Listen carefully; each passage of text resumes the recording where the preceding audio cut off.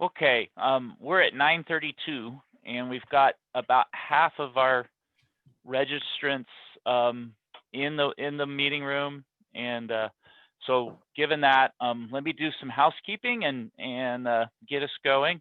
Welcome to the October meeting of Marine Conservation League's Agricultural Land Use Committee.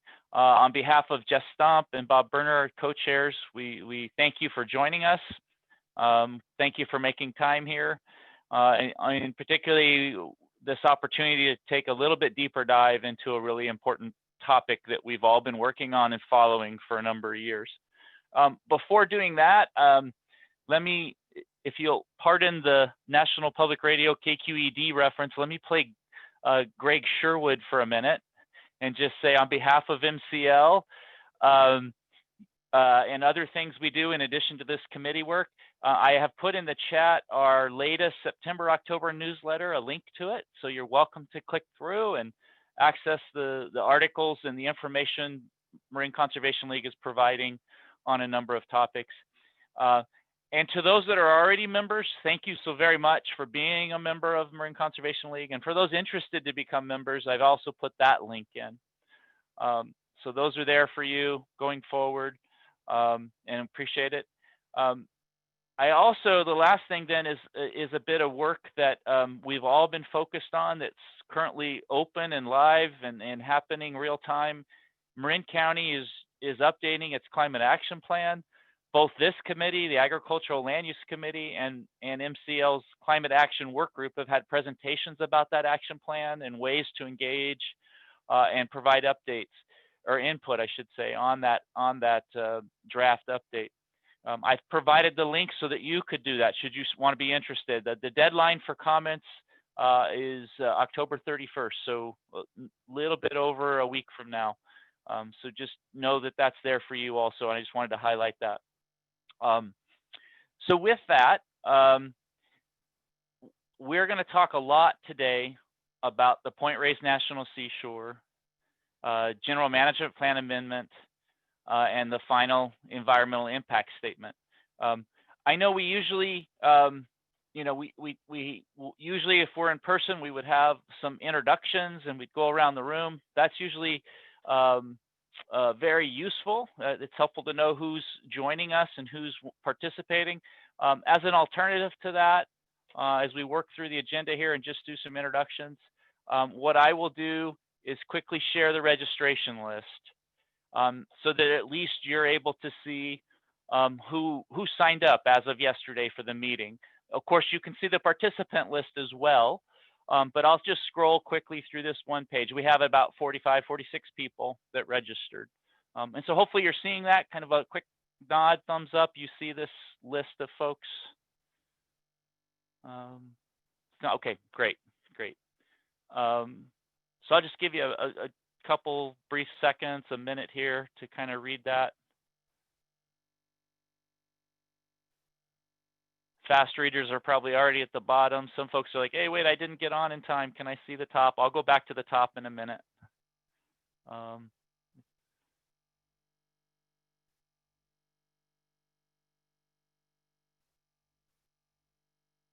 Almost to the bottom. That's the bottom. So I'll scroll back up. And again, you can also see the participant list and who's on.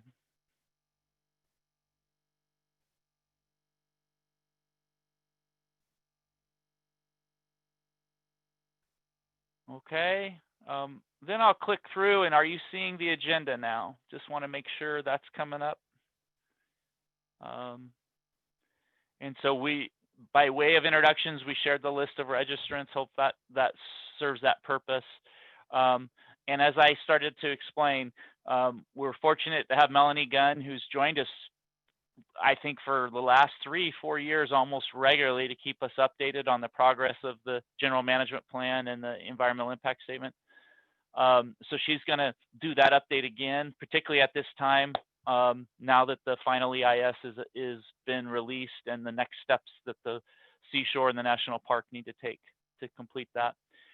We're also fortunate to have Becker, who's and I know he'll give me the correct title, but the science officer, I believe, or the lead scientist for the Point Reyes National Seashore, and he has a presentation about balancing natural and cultural resource preservation. So we're really fortunate to have this. This will probably be about 45 minutes of content. I'll do a little bit of facilitation between the two of them and handoff, and help you, prompt you about when to make some notes and get ready with questions and discussion. I do want to say, in the registration, we did receive a few questions. We're going to make sure those come forward during that discussion as well. And I know there was one particular interest in, how public comment is handled during the meeting, and an interest in sharing some visuals.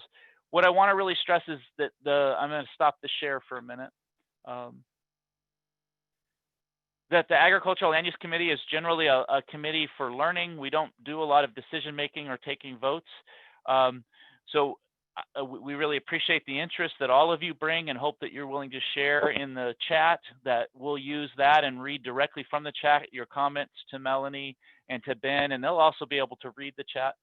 And so as far as visuals being shared, what I could work with is that individual afterwards and think about the next meeting, and potentially how we might have an open forum. We didn't design today's meeting as an open forum, but we did design it as a chance to learn from Melanie and Ben about how the national park is moving forward with their project and with their EIS. I just wanted to address that up front, that bit of logistics questions that we got in the registration. And then where there are specific questions about content about the EIS, we're going to make sure Jeff and Bob are going to make sure those come forward during the discussion period. Other logistics, Bob, Jeff, anything housekeeping wise, MCL side of things? No? Okay. So with that then, let's go ahead and invite Melanie Gunn. I just hopefully unmuted you, and maybe you need to unmute yourself as well. There we go. I think I did. Invite Melanie to come forward. And again, as always, it's been a nice regular installment to keep us updated. And so on behalf of Marine Conservation League and the participants of this committee, thank you again. A really auspicious moment in this whole project. So thank you. Yeah, well, thank you so much for continuing to have the park to give updates on where we are with this plan, and the general management plan amendment. Thanks to David and Bob and Jeff for coordinating and organizing. And today, also in addition to me, I'm the outreach coordinator at Point Reyes National Seashore. Dylan Voller is present. He's the range ecologist, and then Ben Becker, who's the chief of science. So I imagine there may be questions that all of us can answer as we go through it. But so what I want to do today, the last time we were all together in July, the final document had not yet been released, the final environmental impact statement for the general management plan amendment. It was formally released to the public on September 18th. So what I would like to do is kind of step back a bit, talk about how did we get here, what's included in the document and the appendices, and then kind of what those next steps are. I thought it might be good to start off, in case you want to look at the primary documents, we have a shortcut page to our general management plan amendment page that has everything that I'm going to talk about today. So if you want to go there and check it out, there's a shortcut. So it's go.nps.gov/PORE/GMPA. So it's go.nps.gov/PORE for Point Reyes, then /GMPA. And that's kind of our main landing page. You can see there we have, it goes through time from the top is the most recent to the bottom. We've been working on this process specifically since the fall of 2018, but we also got here through another process. So at first what I'll do is kind of step back and say, how did we get here? And then kind of where we are and then what's next. So Point Reyes National Seashore administers the North District of Golden Gate National Recreation Area, and that's everything north of Fairfax Bolinas Road. So we really think of those areas, Point Reyes National Seashore and the North District, as kind of one unit. So when I'm talking about the plan, I'm including both of those areas and talking about them kind of as the park, to clarify. So just some history. So Point Reyes National Seashore was created in 1962. Golden Gate National Recreation Area was created 10 years later in 1972. As most of you know, when the parks were created, most of the land, particularly for Point Reyes, was within the boundaries of the park was privately owned at the time. And so the enabling legislation allowed the National Park Service to purchase lands from willing sellers. And then if those willing sellers were ranchers, the ranchers could continue on in continue their operations in two different mechanisms. One's called a reservation of use and occupancy. Those are typically, in this case, 25 years or lifelong reservations. And then we also have something called a special use permit, which at the beginning of this time would be up to a 5-year lease. The reservation of use and occupancy is, there's a property right, there's a deed associated with it. And so some ranchers decided to do all sorts of different things: continue operating under a reservation of use, sell to the National Park Service and not continue operating, sell to the National Park Service and continue operating under a special use permit for 5-year periods. One of the things I think that we're seeing is that there is, obviously, people are very passionate about Point Reyes National Seashore and the North District of Golden Gate, and there's lots of different opinions on how these lands should be managed, and we're really grateful for all of that input. It's a very complicated and kind of magically wonderful at the same time place. So, to go back to when the parks were established in 62 and 72, the National Park Service could purchase lands from willing sellers, and then any ranch operations could continue either with a reservation or a special use permit. Then very significantly in 1978, also all national parks have enabling legislation that's written by Congress that talks about different components of the park and why the park was established. And that enabling legislation can be modified through time. So it's kind of a living document, can be modified by Congress at any time. In 1978, the enabling legislations of both parks, Golden Gate and Point Reyes, was modified, giving specific leasing authority, so special use permits, leases, to the Secretary of the Interior for ranch operators to continue to operate after a reservation of use, if they had a reservation of use, or if they hadn't yet sold to the National Park Service, either a reservation of use and then permits. That's a really significant piece in the enabling legislation. I know we see a lot of times in the media that folks say, well, the ranchers were bought out and they were supposed to leave after 25 years. That's not accurate.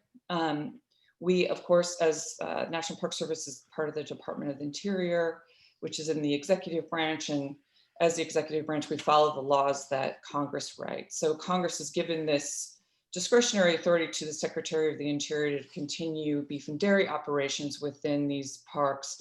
And every secretary since 1978 has exercised that authority. So that's really important background.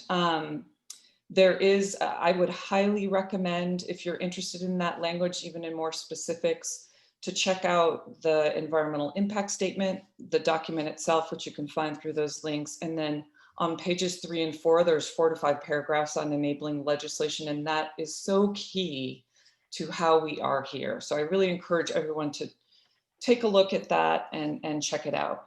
So more specifically with this planning process, how do we get to this planning process? So in 2012, when the Drake-Sestero decision was made, Secretary Ken Zalazar came to the park, talked to all parties, environmentalists, the Drake's Bay Oyster Company, obviously, all of the park ranchers, all of the different stakeholders.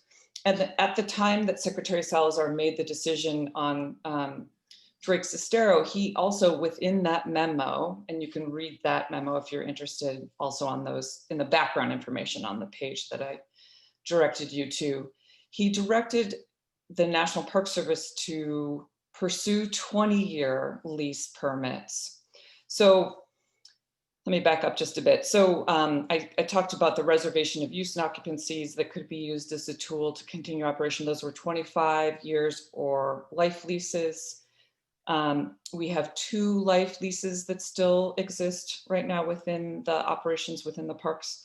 And then we had 5-year special use permits that ranchers could operate on. In 2009, I think 2008, 2009, we received the ability from the director of the National Park Service to be able to offer 10-year lease permits to ranch operators. So up until the point of Secretary Salazar's decision, the National Park Service had 5 or 10-year lease permits that ranchers could use to operate after they came off of reservations, if they came off of reservations. Some ranchers went straight to a lease permit. So when Secretary Salazar asked us to pursue 20-year leases, that was a significant difference. And we started a planning process in 2014 and wanted to, for the first time, really, given this direction from the Secretary, look at all of the active ranching areas of both parks, so about 28,000 acres, to, for the first time, really do a comprehensive planning document on ranching within the park, and at the same time addressing the tule elk that were in the ranching areas of the park. So we began that process in 2014 as an environmental assessment. We were sued by 3 groups, Center for Biological Diversity, Renewal Resources Institute, and Western Watersheds in 2016, with the argument that the National Park Service's highest planning priority should be a general management plan, not a ranch comprehensive plan, because the most recent general management plan for the lands in Point Reyes in the North District of Golden Gate was done in 1980. So ultimately, with that process, the National Park Service came to a settlement agreement with the 3 plaintiffs, also with the County of Marin, all the park ranchers, to cease the ranch comprehensive management plan and begin an environmental impact statement, a general management plan amendment. So this is an amendment that will update our 1980 general management plan, and specific to those 28,000 acres that are in active beef and dairy ranching, and addressing the free range tule elk herds that are in those areas. So just a little background on the tule elk. We have 3 herds of tule elk. The Tamales Point, we have a herd behind an 8-foot fence. There's approximately 450 animals in that area. We have a herd that's in the Limantour Wilderness that was established in 1998 under a tule elk management plan and environmental assessment. So those animals are a free ranging herd in the Limantour Wilderness. Almost immediately after that herd was established, there were animals that kind of moved back and forth to the Drake's Beach area. So there was consequently, after that, another free ranging herd in the Drake's Beach area and the ranching areas of the park. The tule elk management plan that was created in 1998 to kind of look at the herd at Tamales Point and to create a free ranging herd did not anticipate the movement of elk onto ranch land. So we had no management tool to address the concerns that some of the ranchers were having regarding fence infrastructure damage, so fence damage, and consumption of food, and generally just having some challenges with the tule elk in the ranching areas of the park. So we decided to cease the ranch comprehensive management plan, begin what I'm here to tell you about today, the general management plan amendment as an environmental impact statement that would address those active areas of ranching within the park, and then those 2 free ranging herds. So the Tamales Point herd is not included in this plan. So let's see. So that's kind of how we have gotten to this point. So in one way or another, we began kind of planning for ranching areas of the park for the first time formally in 2014, and then formally as an environmental impact statement in 2018. We did have a prior year of build up to the environmental impact statement so we could hear more public comment. That was in 2017. So you might be wondering, how were we having ranches operate within the park up until 2014 or today without doing a comprehensive review of all those ranch lands? And that is a very good question. So what the Park Service had done up until that point was on a case-by-case basis. So as ranchers sold to the park or came off of reservations, the National Park Service would do an environmental review on that specific ranch to be able to grant a permit. This is the first time that the full ranching areas of the park that are looked at comprehensively. So it's a really significant plan. We believe it's a great step forward. You know, ranching has obviously occurred in the park since before the park existed. It's an integral part of the story of Point Reyes National Seashore and Golden Gate. And it's acknowledging that and looking at, you know, here we are in the national park with these ranch operations with multi-generational families, some of who have been here since California became a state, so since the 1850s.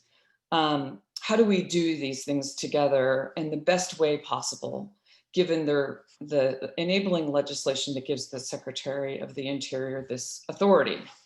So we formally began the environmental impact statement, which is the most comprehensive environmental review under the National Environmental Policy Act.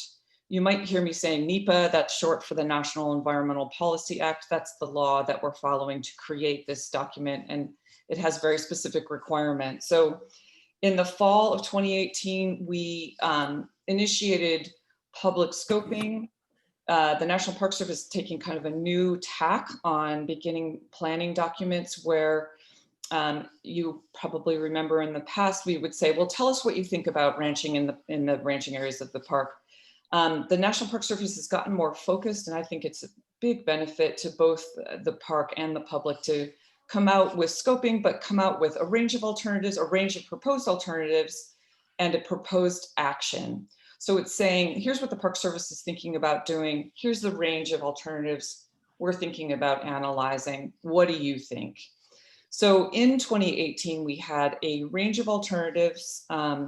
3 alternatives were required as a component of the settlement agreement, and then 2 action alternatives that the Park Service created, and then a no action alternative. So just to give you the range of alternatives, and if you want more deep dives, and if you want to look at posters even that are really fun to look at, you can go to that webpage, the go.nps.gov/POR/GMPA, and look at the documents there. If you want to look at posters, you can go to the draft environmental impact statement and pull up those banners where the information is really nicely explained. And it's very similar to where we have landed with the final. So Melanie, let me interrupt you real quick. Just in the chat, I put both the extended URL and then your shortcut. So just folks can go right now. Okay, that's awesome. Thank you very much. That's great. So then people can just, you know, go in there. So the range of alternatives, I want to just tell you briefly about the alternatives. So within NEPA, the National Environmental Policy Act, there's always a no action alternative. That's sort of status quo, what's happening now and what would happen in the future if we didn't make any changes. So that's alternative A. And we compare everything kind of to the no action alternative. So right now there's ranching 28,000 acres within the park, 24 ranching operations. What are we doing? It really says, what are we doing right now with ranching within the park? How does it work? So you can really read in great detail about that. Alternative B, which was the NPS proposed action at the time of scoping, was looking at 20-year lease permits for beef and dairy ranching, some opportunities for diversification, some streamlining of management activities, ranching management activities, and management of the Tule elk herd in the Drake's Beach area through lethal removal. at that time, and then manage of the Tule elk herd in the Limmentor on the edge of in the home ranch area using different methods. So that was the proposed action in 2018. And then to go on with the next action alternative, which was alternative C, was 20-year lease permits for beef and dairy ranching, and then complete removal of the Drake's Beach herd. And then alternative D, E, and F were required by the settlement agreement. It's a reduced ranching alternative, and then a no dairy ranching alternative, and then a no ranching alternative. That's D, E, and F. So those are the alternatives that were looked at. We received at that time about 1,300 comments. Those are all on the website if you'd like to read those. And then there's also an analysis of those comments that is presented that helps us kind of move to the draft environmental impact statement. We released the draft environmental impact statement last summer, fall, so it was August 8th of 2019 for a 45-day public review and comment period. We received at that time over 7,600 comments. They're all available to look at. I think this is probably a really good time to address how does the Park Service use the comments that we receive. So, and what I would encourage you on those web pages is to scroll down to the bottom to the frequently asked questions. One really important piece is that us, in following the National Environmental Policy Act, we're required to have public interaction on these documents and agency interaction. But it's really important to understand that it's not a vote. So when people comment on the alternatives or the purpose and need, all of those different things, it's not as if there is a vote on which alternative to take. And there's great misunderstanding about that. What we're required to do through the National Environmental Policy Act is to analyze all the substantive comments, which we do, and to incorporate them into the document as we move forward. Of course, we read every single comment and look at every single comment. We're required to analyze all the substantive comments. That would be something such as, this is an alternative that you didn't consider that I think you should consider, and here's why. So we would respond to those comments or work them into the draft and then the final document. So, so at that time we received 7,600 comments, which is really significant public engagement. We're very grateful. Obviously, lots of people care about this place. And then we took all of those comments, analyzed them, and worked towards the final document. So that took us since September of last year to the release of September this year of the final environmental impact statement for the general management plan amendment. And the preferred alternative, which was also the preferred within the draft. So from 2018, actually from 2017, we've indicated we're being asked by the Secretary of the Interior to pursue these 20-year permits. This is what we're thinking about doing. In light of that, we're looking at management of Tule elk herds within the ranching areas of the park. So the final document came out with very similar preferred alternative, some refinement, of course, as we go through, which is proposing 20-year primarily beef and dairy ranches with 20-year lease permits. There are some limited opportunities for diversification that are specifically analyzed within this document. There's also 41 management actions that are looked at in this document and analyzed with mitigations that ranchers could move forward with. And then the preferred alternative suggests managing the Tule elk herd within the Drake's Beach area at a population cap of 120 animals or so. And then, and that would be primarily through lethal methods unless at some point other opportunities present themselves. Just a little background on Tule elk, I won't get into this too much, but the Tule elk within Point Reyes National Seashore are the only Tule elk within the state of California that are not managed by the California Department of Fish and Wildlife. So the rest of the animals in the state are managed by them. We've worked very closely with the California Department of Fish and Wildlife because they are the other land management agencies that are managing Tule elk. Probably about nearly 6,000 animals. So we worked very closely with them.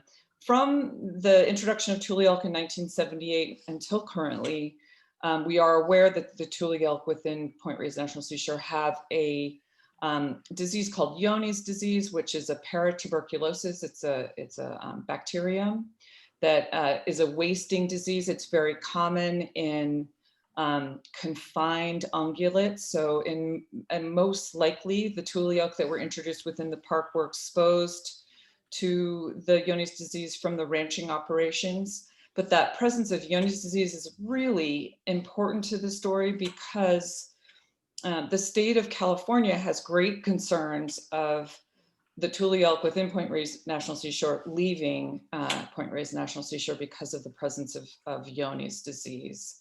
So within this preferred alternative, one of the options we considered was, could we translocate, instead of using lethal removal, could we translocate animals outside of the park to other areas? And the California Department of Fish and Wildlife feels very strongly that they do not want to do that because of the presence of the Johne's disease. And the other tricky part of Johne's disease is it's very difficult to get a true positive result. To get a true positive result in an animal, you have to do a necropsy. And obviously necropsy and relocation are not compatible. You have to actually analyze the gut of the animal to see if they have it. Other methods at this time can give a lot of false negatives. So it could be that in the future, there'll be better testing for Johne's disease, maybe the opportunity to translocate animals that are free of Johne's disease with a good solid test to other areas within the state might be an option. We will consider that. We considered lots of other things, moving them within the park, potentially using contraceptives. Ultimately, we dismissed those items. You can read the details of those in the document. So the document was released on the 18th of September. The National Environmental Policy Act requires a minimum 30-day waiting period. So that obviously ended just last week, October 18th. Before there can be something, the final decision, frankly, it's issued in something called a record of decision. But what the National Park Service also has to do before a record of decision is signed is to work with all of the regulatory agencies on any overlapping jurisdiction that needs to be addressed and to complete those, so to initiate consultation and to complete those consultations prior to the signing of the record of decision. So we are past the 30-day waiting period. There was some misinformation in the media that there was going to be a decision 30 days afterwards. That's never been accurate. Because so there's a couple of specific things we need to do. We consult with the National Marine Fisheries Service and the U.S. Fish and Wildlife Service on the Endangered Species Act. We've engaged with those agencies since the beginning of this process, brought them up to date, and they have a period of time of, we provide something called a biological analysis, I think that's right, and then they review that. So we cannot complete that process until we've received the biological opinion. We wouldn't sign the record of decision before then. And that process is in action right now. So that's good to know. The other key component is the California Coastal Commission. We have a consistency determination with the Coastal Zone Management Act. So we are also consulting with the California Coastal Commission. And that's a process that will move forward. Once there's a consistency determination and we have the biological opinions, we also obviously are working with the Water Board, the Regional Water Quality Board, any other agency that has jurisdiction, the State Historic Preservation Office. We also work with our Tribal Historic Preservation Office on historical, anything that comes under the National Historic Preservation Act. So once those processes are complete, then we could sign the document, sign a record of decision. There's generally a, there's information that goes into that document, and that would, if the preferred alternative is chosen in the record of decision, then that would begin the time that implementation of this plan could occur. So we're not quite, right now we're at a preferred alternative. We're not at that final decision. Just to kind of lay out for all of you, and I think for the ranchers too. So within the settlement agreement, ranchers that signed the settlement agreement were given a 5-year, so many ranchers at this point, their 5-year leases have expired. There's a few, I think there's 2, maybe 10-year leases that have already expired, and maybe 2 that are existing, but getting very close to the end. And then there's 2 life estates. So when we were doing the ranch comprehensive management plan, we were only able to offer 1-year letters of authorization to continue operating, which can be challenging for securing funding to operate your ranch. So within the settlement agreement, the ranchers who signed the settlement agreement were given 5-year special lease permits, letters of authorization that go through July of 2022. Also within the record of decision, it was determined that this planning process needs to be completely finished by July of 21. So we're a few months out from that. We're on track for that. So once the decision is made, then the National Park Service needs to go forward to create the lease permits, to meet with every rancher and go over a ranch operating agreement and to implement. So there's a significant kind of implementation component before any of these activities could occur. So I just want that to be very clear to everyone. What's in the preferred alternative can't be done at this time.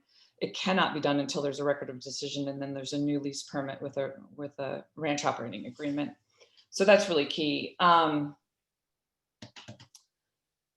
I think that is, I really do encourage you to go to the webpage to check them out, specifically the frequently asked questions, where we address beef and dairy ranching, what is a general management plan amendment, how are we managing Thule elk, and then there's been a lot of interest on the water quality and some misrepresentations of what's happening within the water quality of the park, so an extensive section on that. So I think that, I think that's the end of my presentation. I'm sure there's lots of questions. I'm going to turn it back to David, and Okay. thank you so much for spending the time to learn about this. Melanie, can I, and what I'd like to ask folks to do, I see stuff coming in the chat. Jeff is going to track that, and please take a few moments, make your notes about Melanie's presentation. I would like to have Ben come on and give his content, because there might be some questions that get answered by what Ben presents, but we will track and we will open things up for discussion based on what you put in the chat or what you're ready to share after Ben presents. But Melanie, I'm wondering real quick, may I share the table of contents a little of the final EIS and have you talk about sections or prompt folks about any of the appendices that folks might or might not know about. So let me share that. And awesome, then, that's great. I think hopefully now you're seeing a PDF document. I will scroll to the top so that you see what it is. The General Management Plan Amendment Final Impact Statement, September 20th for the NPS National Park Service. And I'm going to scroll down to the table of contents. I probably flew right by it. There we go. And what would you like to say here, Melanie, just if this helps? Well, yeah, this does help. Thank you very much. So we have two different documents. One is the formal environmental impact statement that had a page limit. So it's a very condensed, lots of good information. Chapter 1 is the purpose and need for the action. That's where the enabling legislation is. Really encourage you to read that.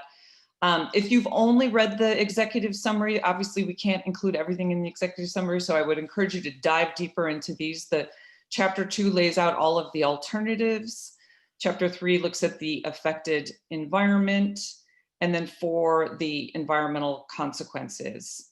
And then at the end, of course, we talk about the consultation and coordination with the other agencies that have overlapping jurisdiction.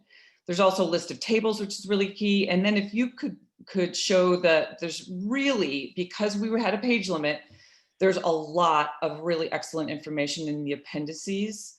And that's about a 650-page document. But the great thing about it is both these documents are word searchable. So I encourage everyone to go through the maps. Some of the really key, every appendix is important. I would say some of the really key ones to tune into are Appendix F, and has very detailed information of the 41 management activities, practice standards and mitigation measures that kind of go hand in hand. So that's a very important one to check out. I would say also the public comment response report, Appendix P. So all of you probably commented. If you're interested in how your comment was collectively responded to, you want to check that out.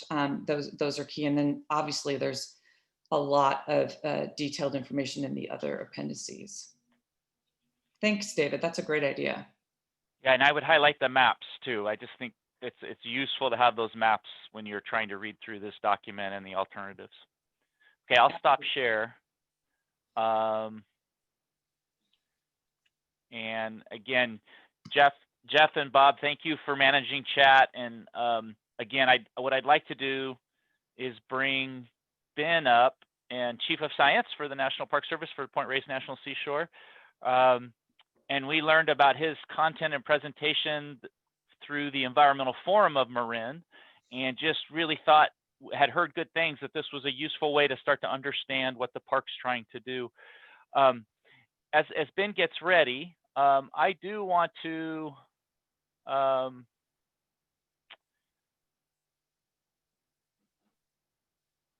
I'm gonna Control-C. I'm gonna plug a book, and I hope that this book you find helpful. It's called To Conserve Unimpaired. It's by Robert Keeter, I think, if you pronounce that right. And while he doesn't talk about the Point Reyes National Seashore, he does talk about national parks around the country, describing the discussions, debates, and decisions about what's allowable on those parks, how those parks got formed. And I just took a lot away from it in understanding how different each national park, each national seashore is, and the different objectives being balanced, the different goals and objectives for resource management. So just wanted to make that available to you. We might see if we can get Dr. Keeter to come at some point to share his book and his analysis. With that, Ben, we welcome you and thank you. And again, the presentation received good review from the Environmental Forum of Marin, and so thank you for making the time today. Yeah, thank you very much for having me, David. It's nice to see a bunch of familiar faces out there on the Zoom call.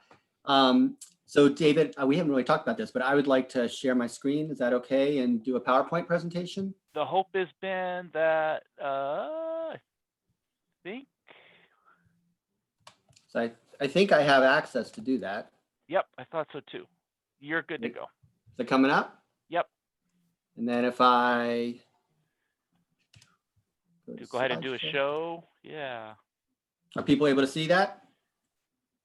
Yes, we're seeing your screen sorter and next slide. Like we're seeing your speaker notes. Okay. We're seeing your speaker notes. You don't want to see all that. Let's see what I can do here. I'm not sure why, but it was, and it might be PowerPoint versions is what it might be. Was that better?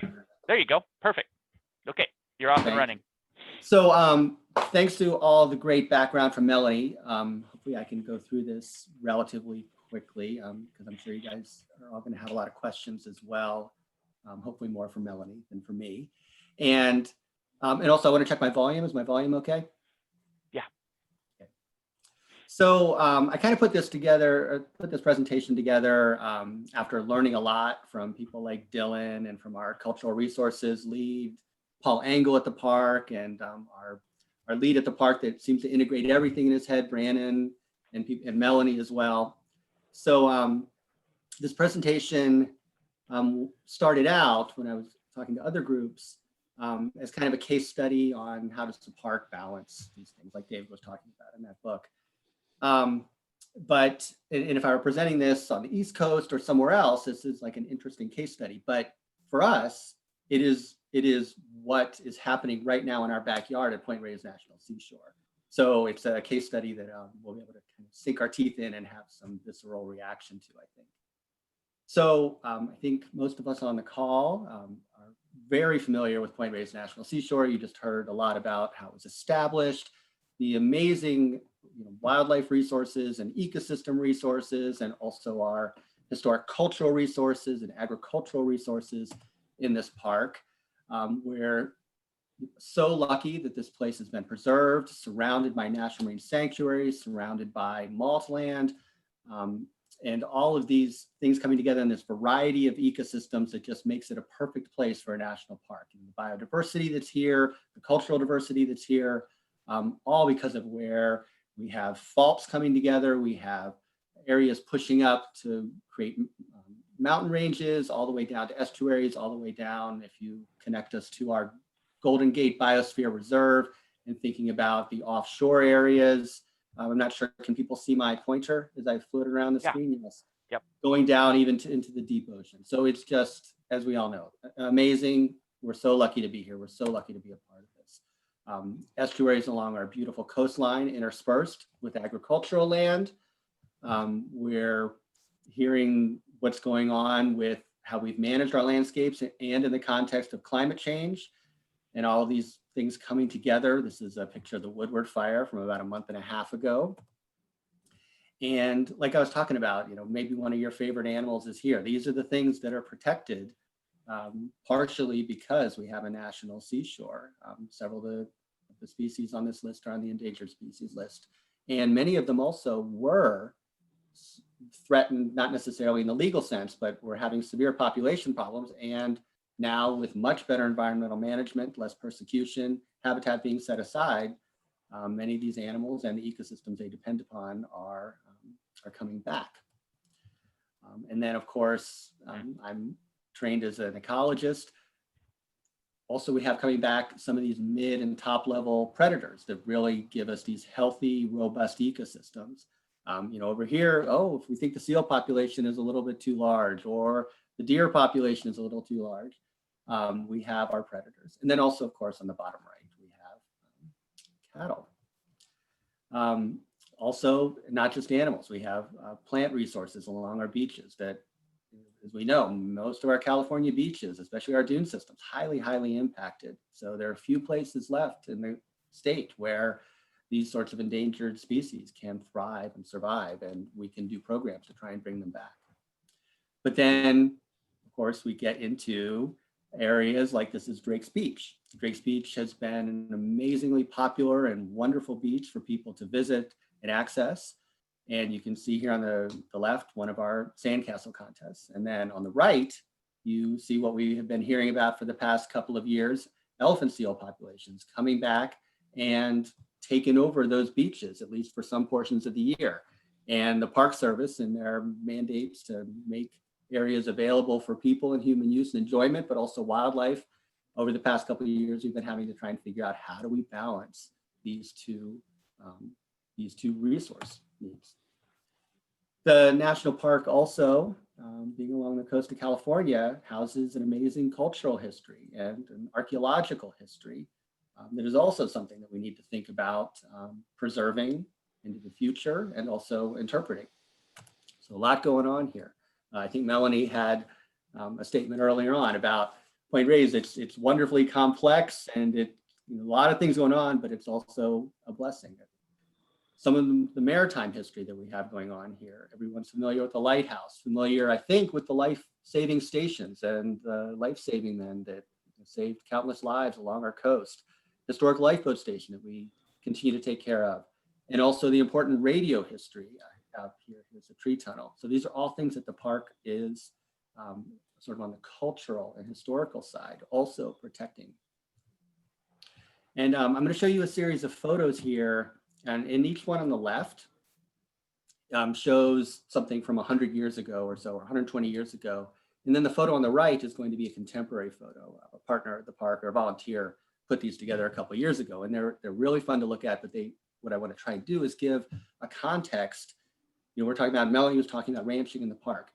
Give a context for the living history in the park and what was there and why that's also something that the park protects.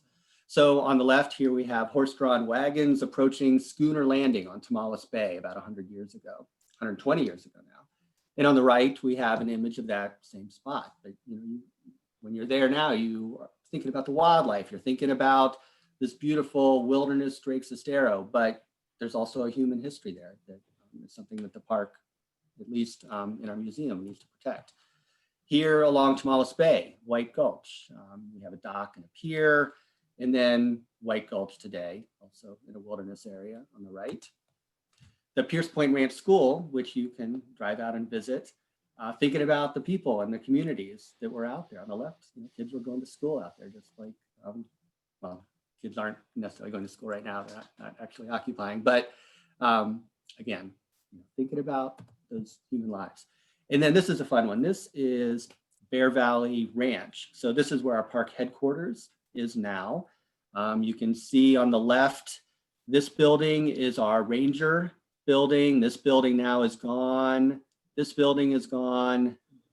This building, I think is still there. I think that's one of our one of our facilities management buildings. The road has been moved a little bit over to the left. But this is the one building you can kind of still see here if you look over on the screen a little bit to your right at our headquarters building. And then this is the last one. This is D Ranch. This is D Ranch about, if I'm doing my math right, 60, 80 years ago.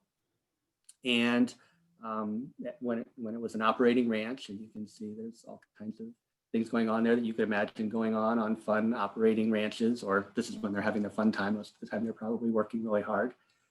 And you can see on the right what that ranch looks like now. And that ranch right now is not an operating ranch. These buildings are kind of came back to the park, and the park is managing them. And you can kind of see what their status and condition is. So what I'm trying to do is present and kind of get across the idea that these ranches in the park are part of that historical landscape. And people may be familiar, this is back in 1860, when the ranches were split up into what they were called the alphabet ranches, and many of them have the same names today. But this is a long-standing 150 plus year system. So now we have the general management plan that Melanie gave us a briefing on.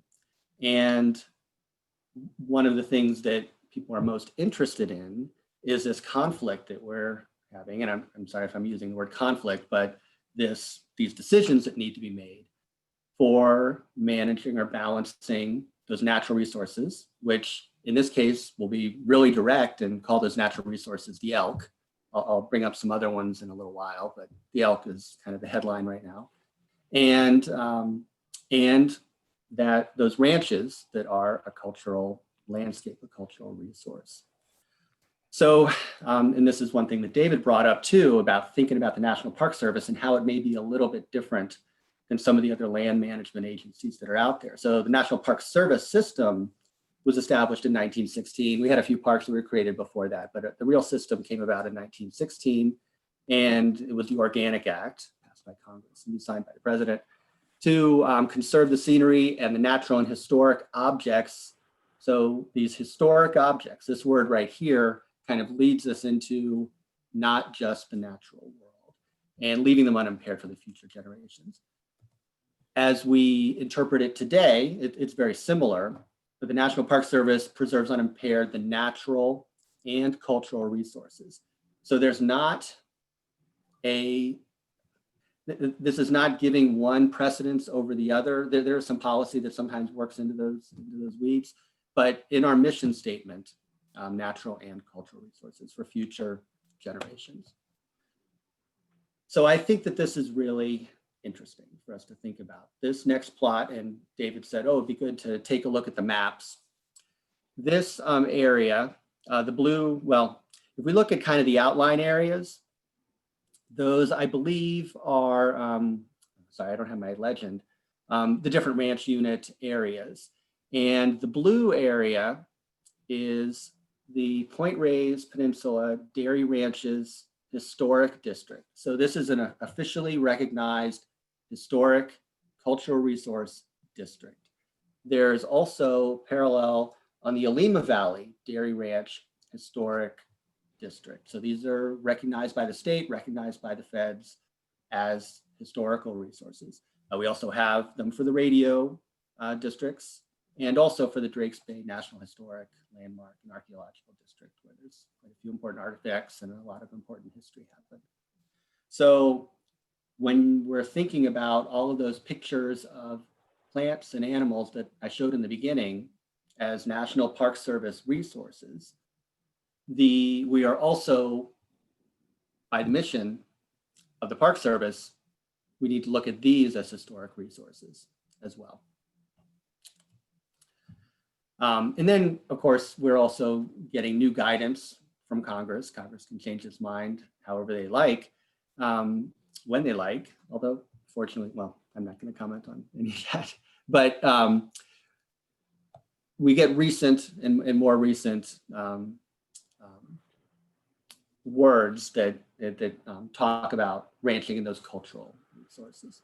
This is how I would say it. So back to the general management plan, we need to develop, and Melanie's team developed, desired conditions for general management plan amendment. And these are things that are right in line with the National Park Service mission. Preservation of ecological function, and also preservation of native, threatened, and endangered species, also cultural resources, protecting those things like those historic districts that I showed you on a couple slides back. And dealing with what we hear about all the time that are just absolutely detrimental to ecosystems and biodiversity and economic welfare, all these sorts of things, invasive and non-native species. And then keeping those beaches open and trying to figure out what to do about the elephant seals so that we can have people have public use and enjoyment and visitor experience and great trails and great vistas and great time with families and hiking in the backcountry and campgrounds, et cetera. So that's what the Park Service wants, and the Park Service is representing the people, hopefully. So, but within those areas, and we got that general management planning area here again. If we're going to have uses like these ranches, there are potential impacts, and we've seen those impacts over decades, and some worse than others, and many have been mitigated well. But erosion hazards, soil can get compacted, sediment washing into streams, coliform washing into streams, and these are all, I just want to say, these are issues around ranching. I'm not even necessarily saying just to point Reyes. We have regulations from the National Marine Fisheries Service about maintaining essential fish habitat, wetland impacts, wildlife habitat, threatened and endangered species that occur adjacent and sometimes even within those, the general management plan area. So these are all things that we need to balance. As such, and I think that there was a question in the chat, and Melanie pointed out in Appendix F, correct me if it's the wrong appendix, in order to, if you're going to have ranching in these areas, and ranching in these areas, if they're going to be balancing and not having unacceptable impacts on all of these items, ranchers work hard to not have unnecessary impacts or unavoidable impacts. And at the same time, the Park Service really, we're the land management agency. We have a lot of great partners, but we're kind of the primary land management agency here. So just like we're out there figuring out what's going on with spotted owl populations and what's going on with elephant seal populations and what's going on with our endangered plants in the dunes, we have a responsibility to monitor what the impacts of these ranches are and make sure that they're not unacceptable impacts. And if there are unacceptable impacts, working with the ranchers, working with the state, working with the county, and working with other groups to figure out how that can be rectified. So, and internally right now, the Park Service, as Melanie is saying, this plan is moving forward and gave the timeline. We're planning on how is the Park Service going to do this? Because we're already doing it, but this plan is a new step, and there may be more that needs to be done. So Melanie talked about our Tule elk, and Tule elk, it's a wonderful story. Well, the recent part of the story is a wonderful story. There are probably 500,000 Tule elk in California, all through the Central Valley and the Coast Ranges, back before Europeans kind of moved west into California. And you can see that their range rapidly declined, really over just 30, 40 years. And they were hunted for their meat, but they were also just driven out and slaughtered because people didn't like them potentially competing with cattle. Rapid decline. People thought they were extinct. There was a small population found in the Central Valley of less than 20 individuals. And that population has come back to what Melanie had talked about, 6,000 animals or so. Almost all of those animals are managed by California Department of Fish and Wildlife, but we have this one wonderful herd. Now we have 3 herds at Point Reyes National Seashore. And this is another question, you know, if we're doing a case study, thinking about conservation successes of a species that was thought to be extinct, and then they're potentially becoming human-wildlife conflict in the future when things do too well. And the elephant seal example is a little bit like that too. Elephant seals were thought to be extinct. A couple hundred of them were found off the coast of Mexico. They were protected. Elephant seals are coming back. They're not really doing harm in a large sense, not really too many conflicts, but we do have to close our beaches once in a while. So it's an interesting thing to think about, conservation successes. So to put a little bit of a map on the Tule elk, the Tule elk were brought back, and Melanie explained this, back in 1978 to this herd up here, and they were behind a nice fence in Tomales Point, and still are hovering right around 400 animals, 450 animals. It fluctuates. And in 1999, an additional population was established down here in the wilderness area, free-ranging herd. And you can see kind of these hash mark areas are their core areas, and sometimes they wander off into some of these areas, but this is kind of the core area with the heavier hashing. And almost immediately, like Melanie explained, some of that population emigrated, I guess would be the word, and established a new population over in Drake's Beach, which is, as you can see, in the planning area, directly in the planning area. So there can be some potential conflicts there. So this is going to be my last slide, I think. And I think that this is, if I'm going to add one thing, this is a good piece of context. And I'm not asking you to think it's right or it's wrong. Well, I am asking you to think it's right or wrong, but I'm not asking you to think one way or the other. I just want you to have this information because I think this is really interesting. And I think it is something that people should talk about. So this is a report. It looks like it was from 2014, Comprehensive Review of National Park Service Ungulate Management. And when you hear the word wildlife management, ideally it's, you know, we're studying how to keep our populations healthy, et cetera. But unfortunately, or I don't know if I'm saying unfortunately, but the reality is that in many cases, it is control of populations, whether that's moving them, whether that is culling them. Often that is what wildlife management is one of the tools, I guess, is what I would say wildlife management. But that's not new to you. What I wanted to be a little bit new to think about is that management of elk, let's say specifically, for vegetation conservation or disease control, this has a long history, and that includes removing animals.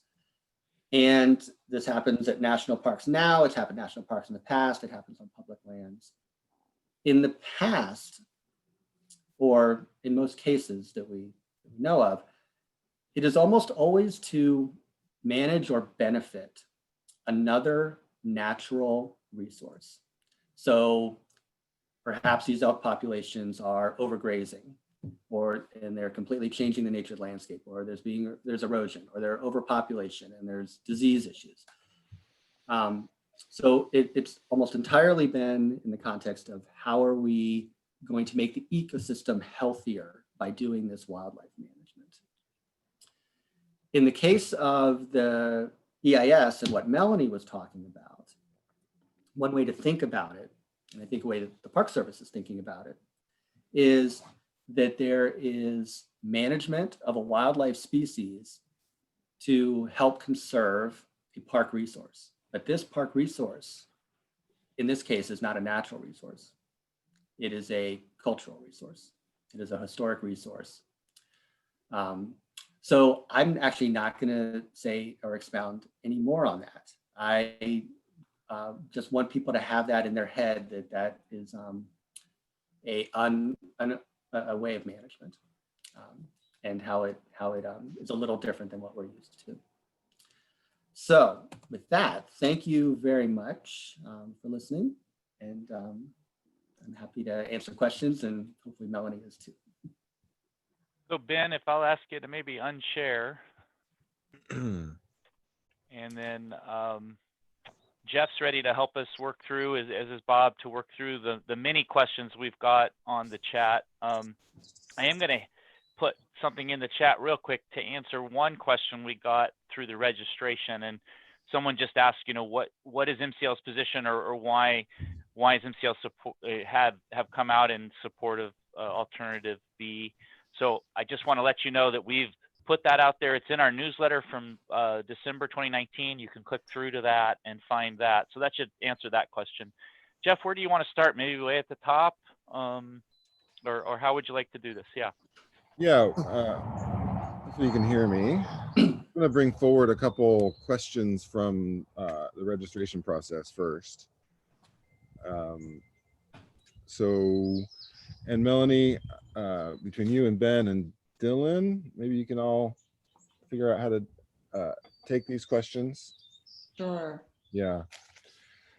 Okay, so Lana Richmond says, I would really like to see and hear about the contingency plan for watering the elk.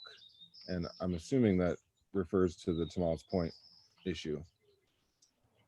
Right, correct. So, you know, just to clarify, so the Tule elk and the Tomales Point herd are not part of this environmental impact statement, but obviously very important question.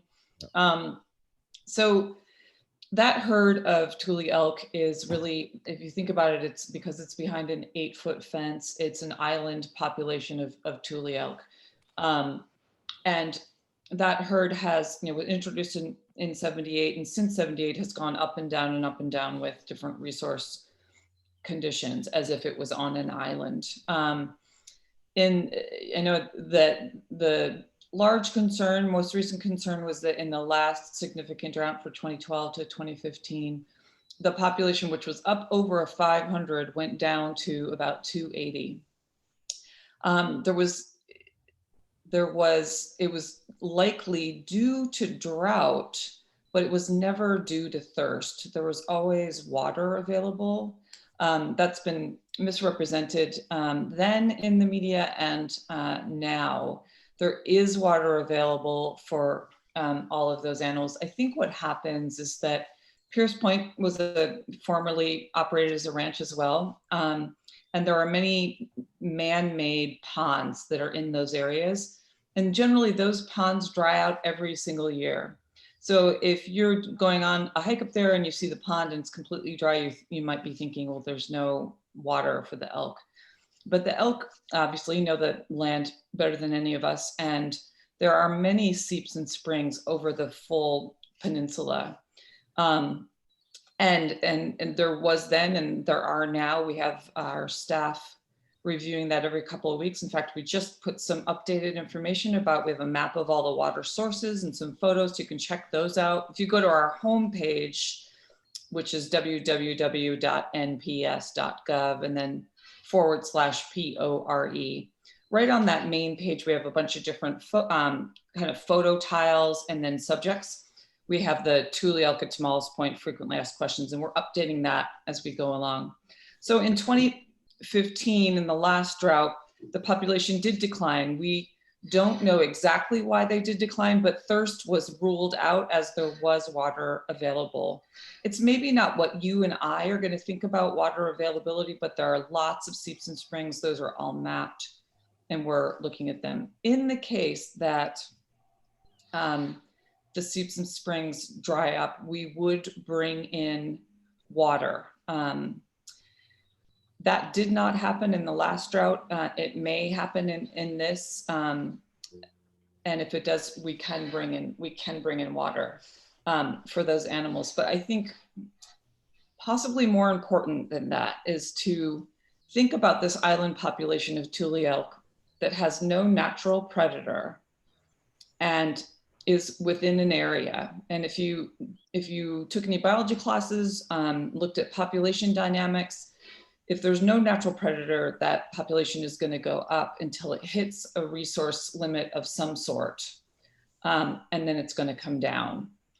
We believe that in the last period of time, there were a few different factors that were going on. There was a year where there were a lot of calves born. There were, I think, 100 calves born at that time. And then there were a lot of older animals. And certainly the drought at that time and this time of year in California, we all know, is it's the most stressed time for any wildlife. It hasn't rained in 6 months or more.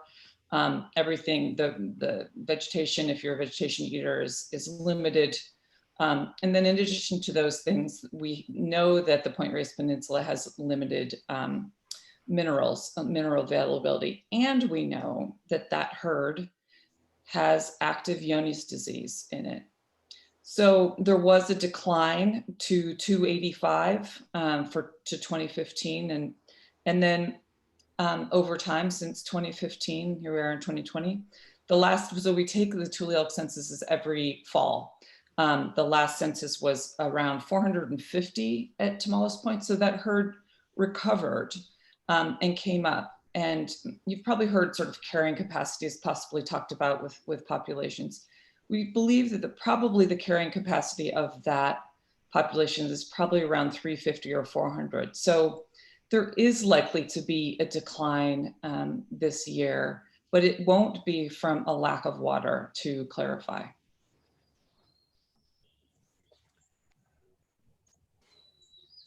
Great, thank you, Melanie. All right, the next question came from Eileen Flynn, and that is about the EAS. Was alternative F ever a consideration? It is the least harmful of the to the environment and brings the park back to its natural state. Yeah, that's a great question. So, within the environmental impact statement, we had this full range of alternatives, all of which were analyzed and considered going forward. But you're accurate. I mean, the National Park Service, since initiating this process, has indicated that we're following the direction of the Secretary of the Interior, and we've been asked to pursue 20-year lease permits. So we indicated at that time that that's the direction that we were probably the most interested in and wanted to understand. So we came out with a proposed action in scoping, and then the preferred alternative. And then also now we are at a final preferred alternative. But all of those alternatives were analyzed completely. And this really goes back to what Ben was saying. So, I think a lot of people feel like, or from what I see sometimes in the media, that national parks are all about natural resources and those historic resources don't really matter. So just, manage for natural resources. But when it comes down to day-to-day work, as Ben presented in his PowerPoint, we are responsible for managing both the cultural and the natural resources. And in a place like Point Reyes, it's complicated because they are overlapping and have been since the beginning of the park. So what we did was analyzed all of those alternatives that I mentioned before to see what impacts would come of them. Very significantly, we have the two dairy ranches historic districts, the Point Reyes Dairy Ranches historic districts and the Olima Valley Dairy Ranches historic districts. And so I was telling you, we have 24 ranching operations right now within the park. 21 of those 24 ranches are within those historic districts. And so part of our job of maintaining those historic districts is not only the historic structures that are included therein, but it's also the pastoral landscape. So our responsibility for maintaining those districts is something that we have to weigh against the other resources, the natural resources that we're responsible for maintaining. So everything was analyzed and looked at. At the end of the day, we have to follow the mission and the law of maintaining both cultural and natural resources. There would be, obviously, in alternative F, if it was removed, significant impacts to the dairy ranches historic districts in both areas of the park if ranching was discontinued at that time. Just a little tiny bit of background on that, and that is that generally historic structures and districts are best maintained using the action that created them being there. So in the case of alternative F, if we removed all of the active ranching, took all of the fences down, we would still be responsible for maintaining the structures and the pastoral landscape, but we would have to do that without the active ranches. So how would we do that? Well, I guess we could mow everything, which would also have impacts, to maintain that historic district. Or we could bring in some parks, they'll bring in grazing for cultural reasons. So it'd be kind of ironic, bring cows in to graze areas so that the pastoral landscape is maintained. So we did analyze every alternative, and we believe that the preferred alternative is the best path forward, giving our enabling legislation and also the mission of the National Park Service, maintaining those cultural and natural resources. Okay, great, Melanie, thank you. So the last question from the registration came from William Mott, and I think that David, and to try and keep our focus on having the experts that we have on, David put this into a chat, but William asked, why does MCL support alternative B of the proposed National Park Service Plan 4-point Reyes? Plan B seems to have the maximum negative impact on the resources within the Point Reyes National Seashore. So David linked our newsletter article, which talks about our position and I think lays it out really clearly. And so I think we're gonna try and focus on questions related, geared directly towards you, Melanie. And now, Melanie, we're gonna start going to the actual chat messages. They go back to 9:45. Hopefully you can follow along, and I'll do my best to get them all. So starting with Susan Ives, Susan asks, how many ranchers actually live inside the park versus just making a living there? Okay, so that's a good question. So there, I have to scroll way up to the, It sounds like, Jeff, you're gonna kind of relay the questions to me in the chat, but I'll scroll up there too. So that's a great question. So we talked about, there's 24 ranching operations. Of those 24, just some general background, 6 of them are dairies and 18 are beef. All of the dairies are within the Point Reyes Peninsula. All of the dairies are residential. So the ranchers live there and operate the ranches. It's very work intensive because of the milking, the requirements of milking. So there's often quite a bit of staff that also live on site. And then 12 of the 18 beef ranches are residential. So there's sort of a mix. The majority are residential, and that's what is quite unique in the National Park Service, is to have this economic agriculture that's taking place with residential ranchers. Okay. And Susan Ives asks, what does NPS solicit public input scoping? I think missing a word there, and public comment and then disregard them. The NPS ended up recommending exactly what had planned all along, ? And ignore them, ?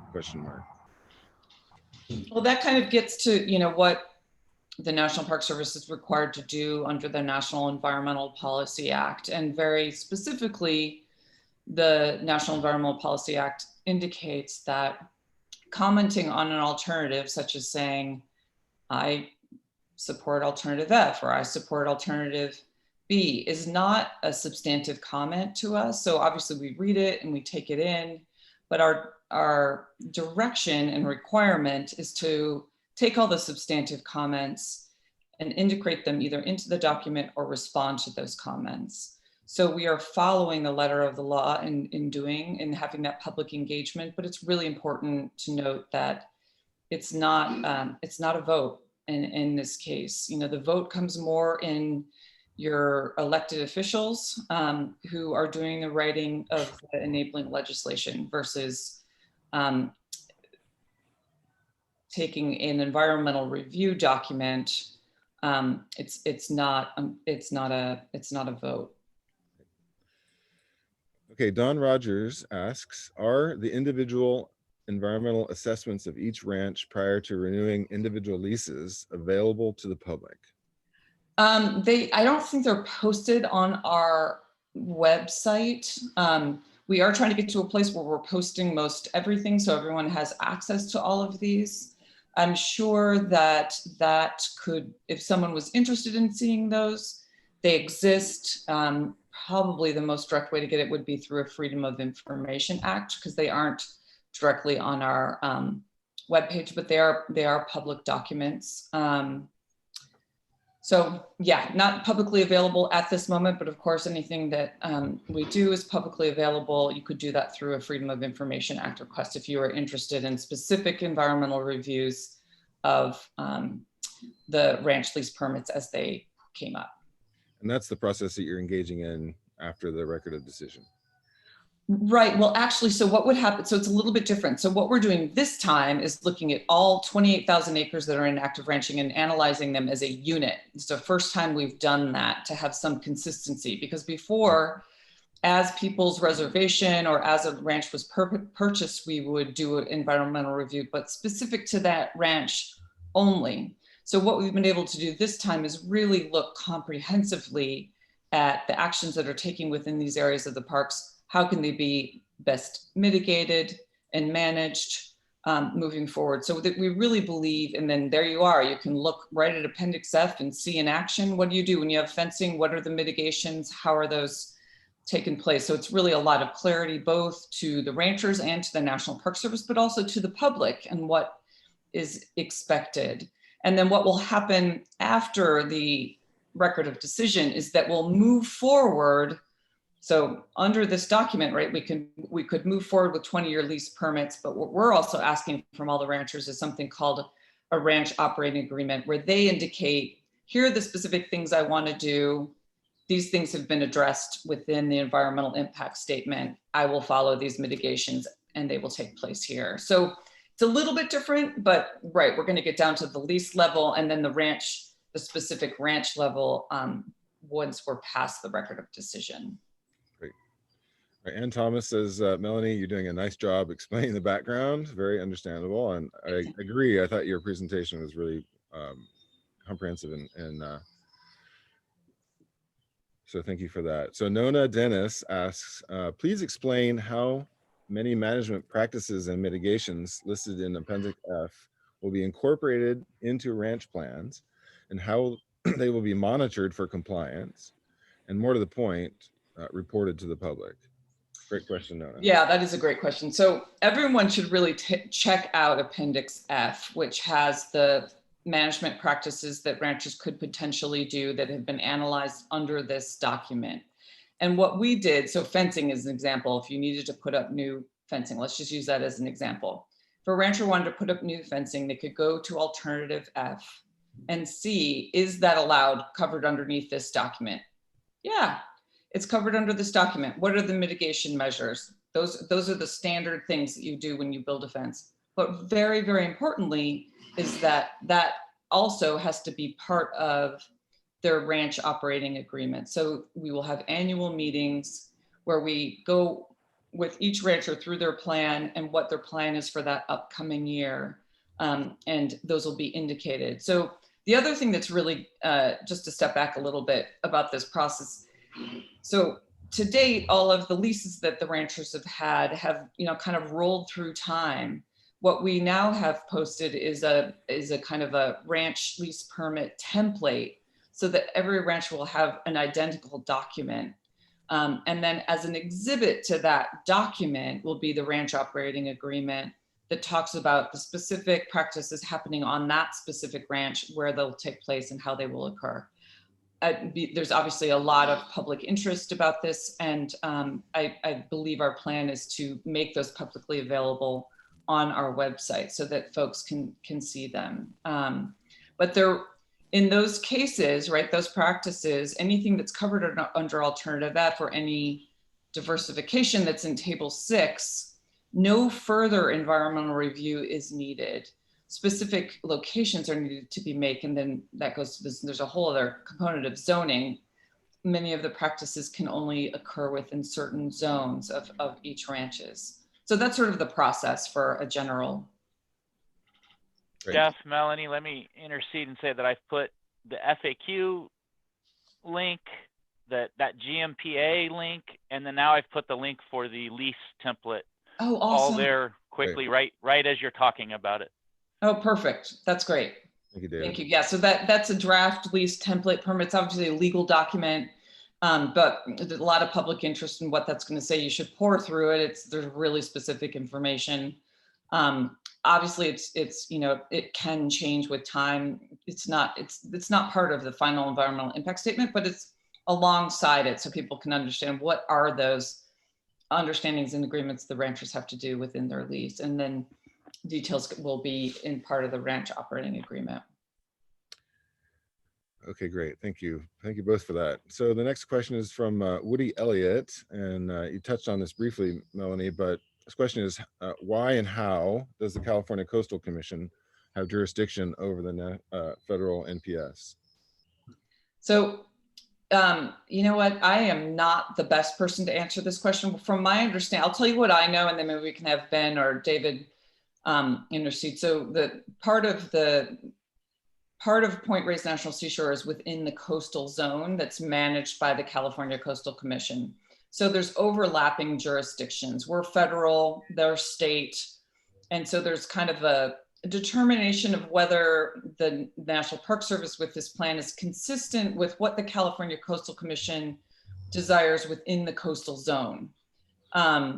That's my best shot at it. And I bet there's other people that can. This is such a Brandon Ketchum question, I can't even tell you. Well, I think you're right on. The commission has the consistency determination to make sure the federal action is consistent with the Coastal Zone Management Act, with the the California Coastal Act. So it's an advisory, pretty powerful advisory role.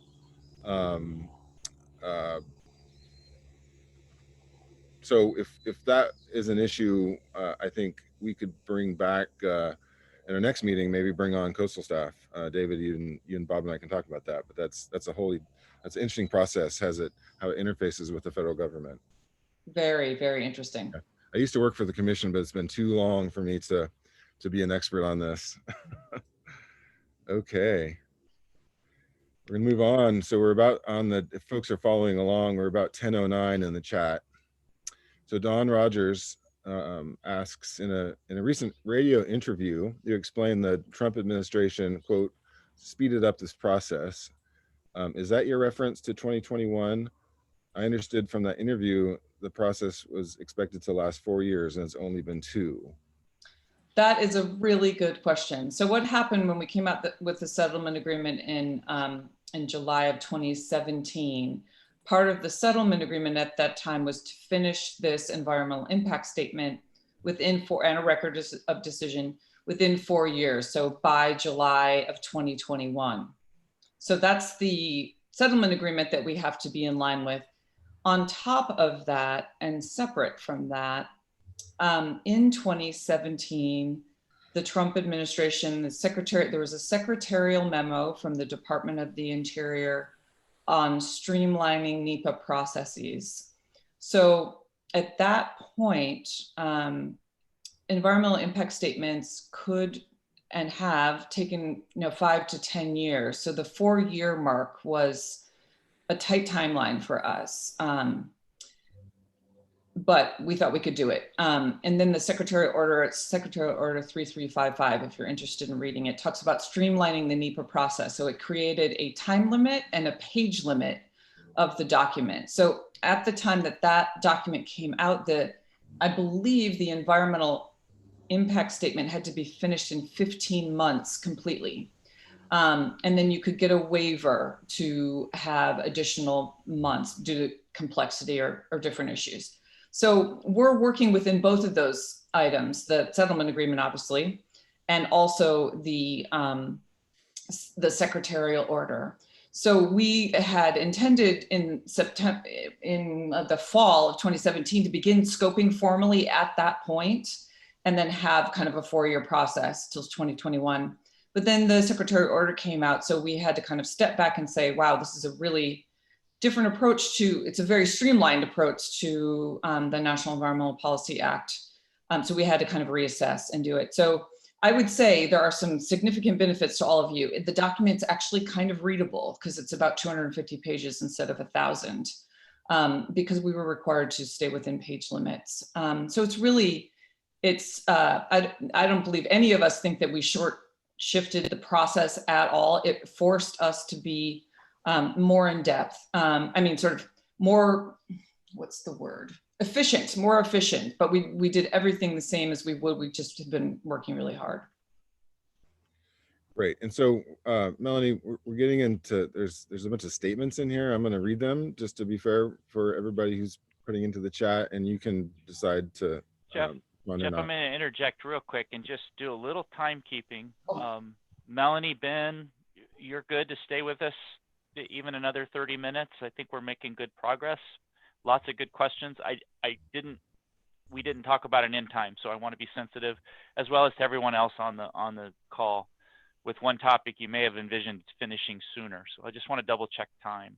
Everybody okay? I'm okay. Is Dylan, are you, I imagine there may be some ranching specific questions that Dylan might answer. Are you available to stay longer too?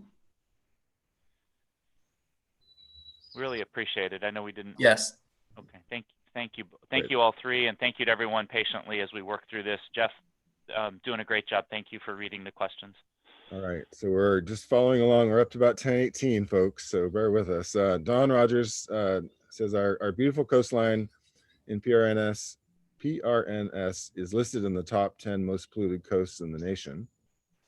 And Tony, Could we respond to that? please.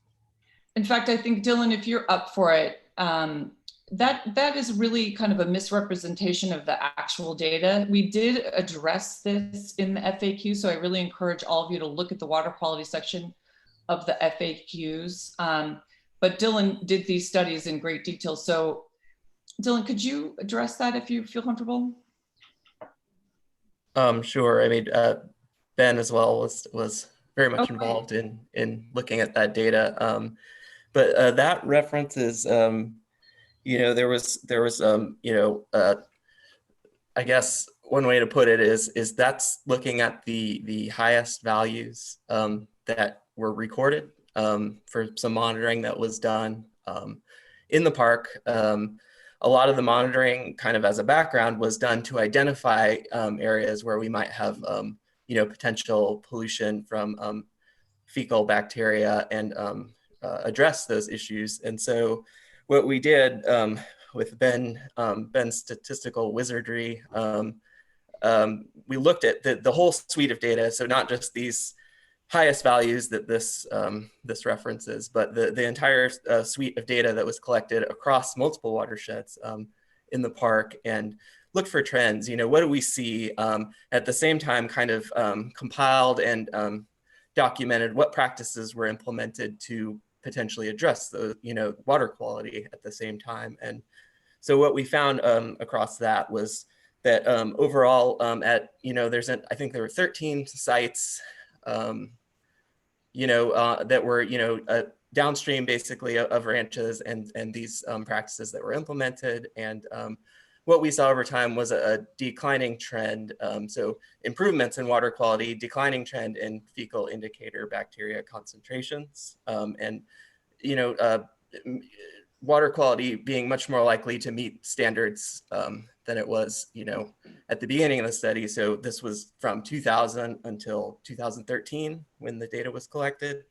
And then concurrently at one site that didn't have any actions and wasn't really adjacent to ranching, there was no trend. So that was a good indicator that on the ranch sites, there was a trend, but on sites without direct ranching influence, we had one site, but it was a good indicator that, okay, here there's no trend, so there must be something else going on, we think maybe. I don't know, Ben, if you had anything you wanted to add to that, but that's kind of the summary, and that's all in the appendix.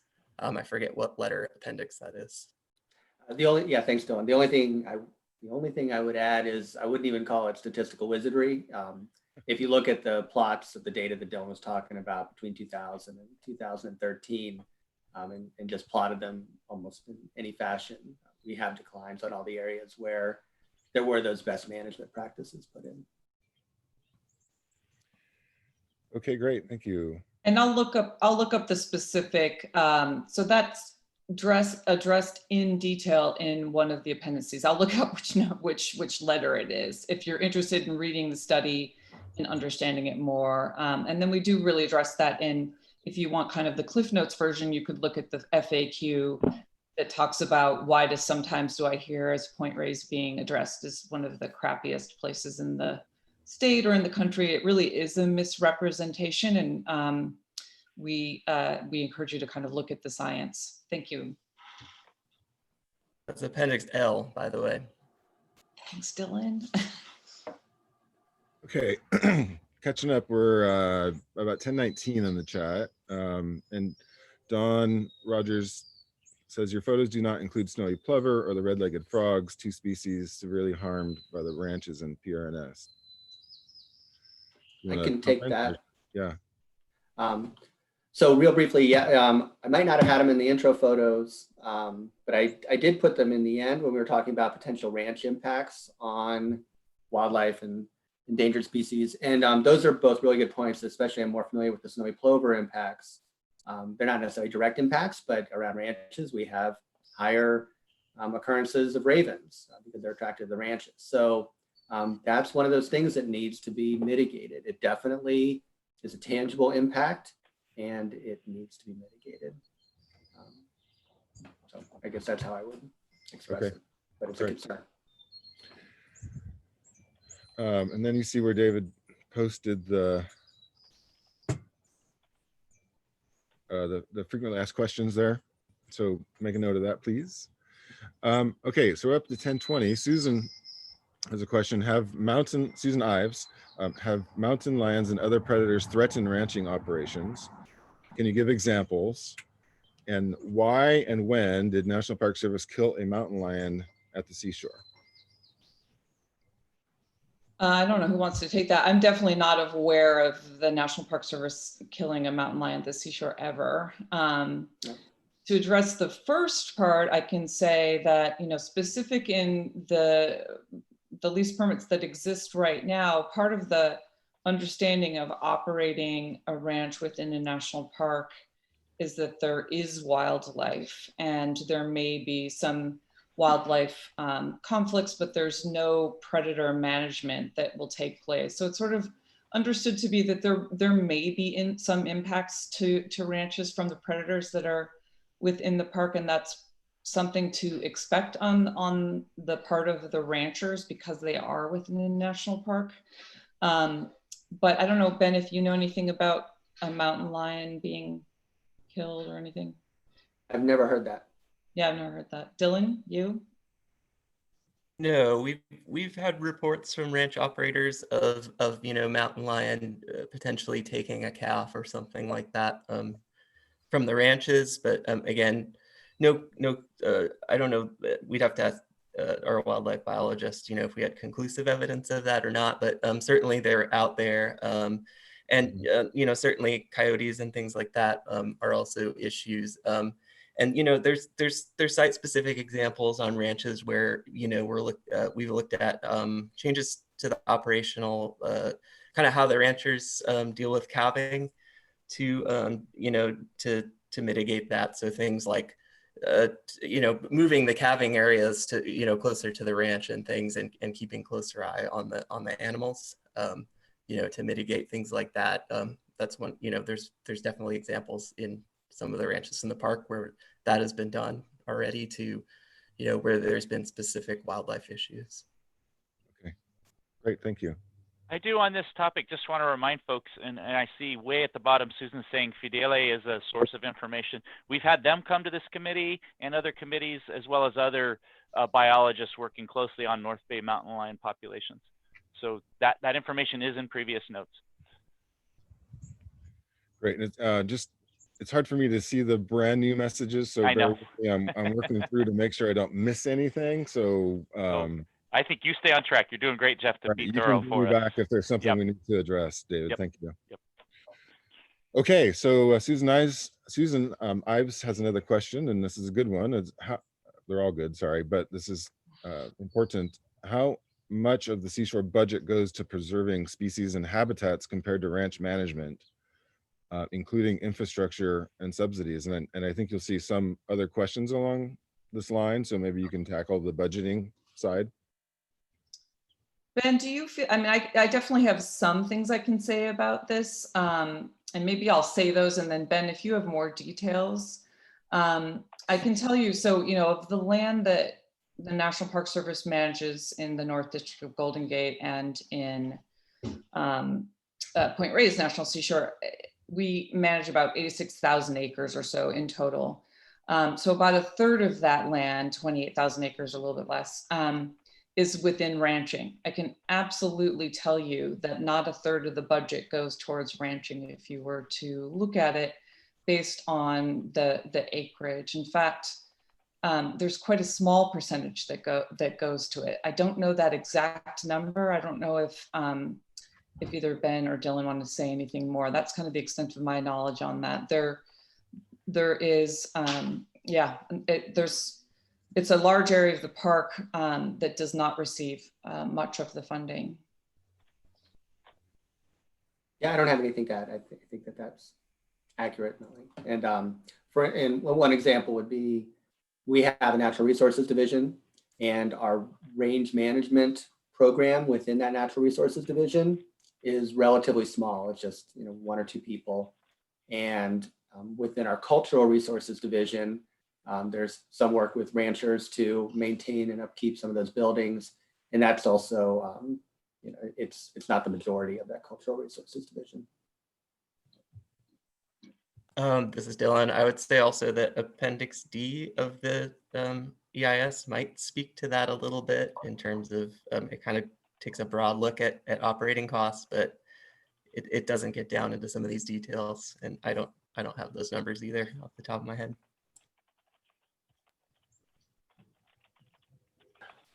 One thing to add to that is a goal for the park is that if there are ranch management costs, that some of those costs are recouped through the leases. Not necessarily all the costs, but since those since the ranches are paying lease fees for that to help support the national park, be able to implement the conservation and management measures we've been talking about. Okay.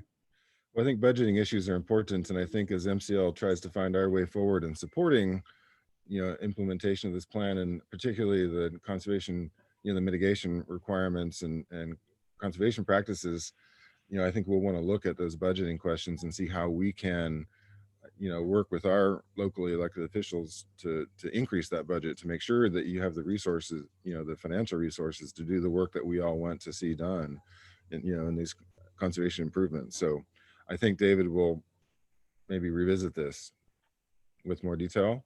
Okay. Yeah. And then just also to follow up kind of on the end of what Ben said. So all of the ranchers pay leases. Those are all posted in the permits that are online, and all of that money is recouped and reused within, and it goes towards park management. So that's just a piece of information that has something to do with the budget. Okay. It's a cost recovery program. Great. Well, thank you for that. So we're up to about 10:22, and this is from Tony. I'm sorry, Tony, I'm going to not get your name right, but Segal, I think. How are the endangered species thriving with over 5,000 heads of cattle, silage mowing, 10 million gallons of cow feces and urine, and fenced in Thule elk struggling to find food and water with very low genetic diversity since going nearly extinct? Pretty pictures don't tell the story. I don't know if you want to comment on that, or. I mean, I guess one, this is kind of like, it gets to the core of the management that we're responsible for doing. So there's enabling legislation that allows the ranchers to be within the park. There's historic districts and buildings associated with their work. So our job is to try to find that sweet spot, the balance between the natural and the cultural resources has been presented. And what I can say, and I think we can all think about this, when you think of Point Reyes, these ranches have been here before the park. And when you think about how many successful wildlife stories and plant stories there are at Point Reyes, side by side with the ranchers who've been here since before the park was. So something about it is working, absolutely. Can we do better? Absolutely. We can always do better. And that's what we're trying to do in this plan is to really have a lot of clarity and certainty. And how do we make Point Reyes and Golden Gate kind of these models of ranching within the national park? And this is the next question, sort of an extension of that from Susan, and maybe this is for Dylan. How many livestock are currently kept at the seashore, and how many will be replaced by goat, sheep, and poultry operations that the NPS will permit? I could start off on this and then maybe go to Dylan. So this is a really good question, really key. So right now, if you want to look at the numbers of animals that are in the document that is presented in Alternative A, very specifically, we haven't really talked about this too much, but we did analyze some minimal amounts of diversification, which included potential to have goats and sheep and poultry within the ranch core, so the most used part of the ranches, and within the pasture, the second most used and impacted parts of the pasture, but nothing considered obviously in the range and nothing considered in the resource protection zones. What's really important to know is that any diversification of sheep and goats will go hand in hand with a reduction in the number of animal units that rancher has. So there's a balance there. So we'll have up to 66 goats, 50 sheep, but with an equivalent reduction of animal units of dairy or beef. And then with poultry, we have said that any of these diversifications can only take place on the 18 residential ranches.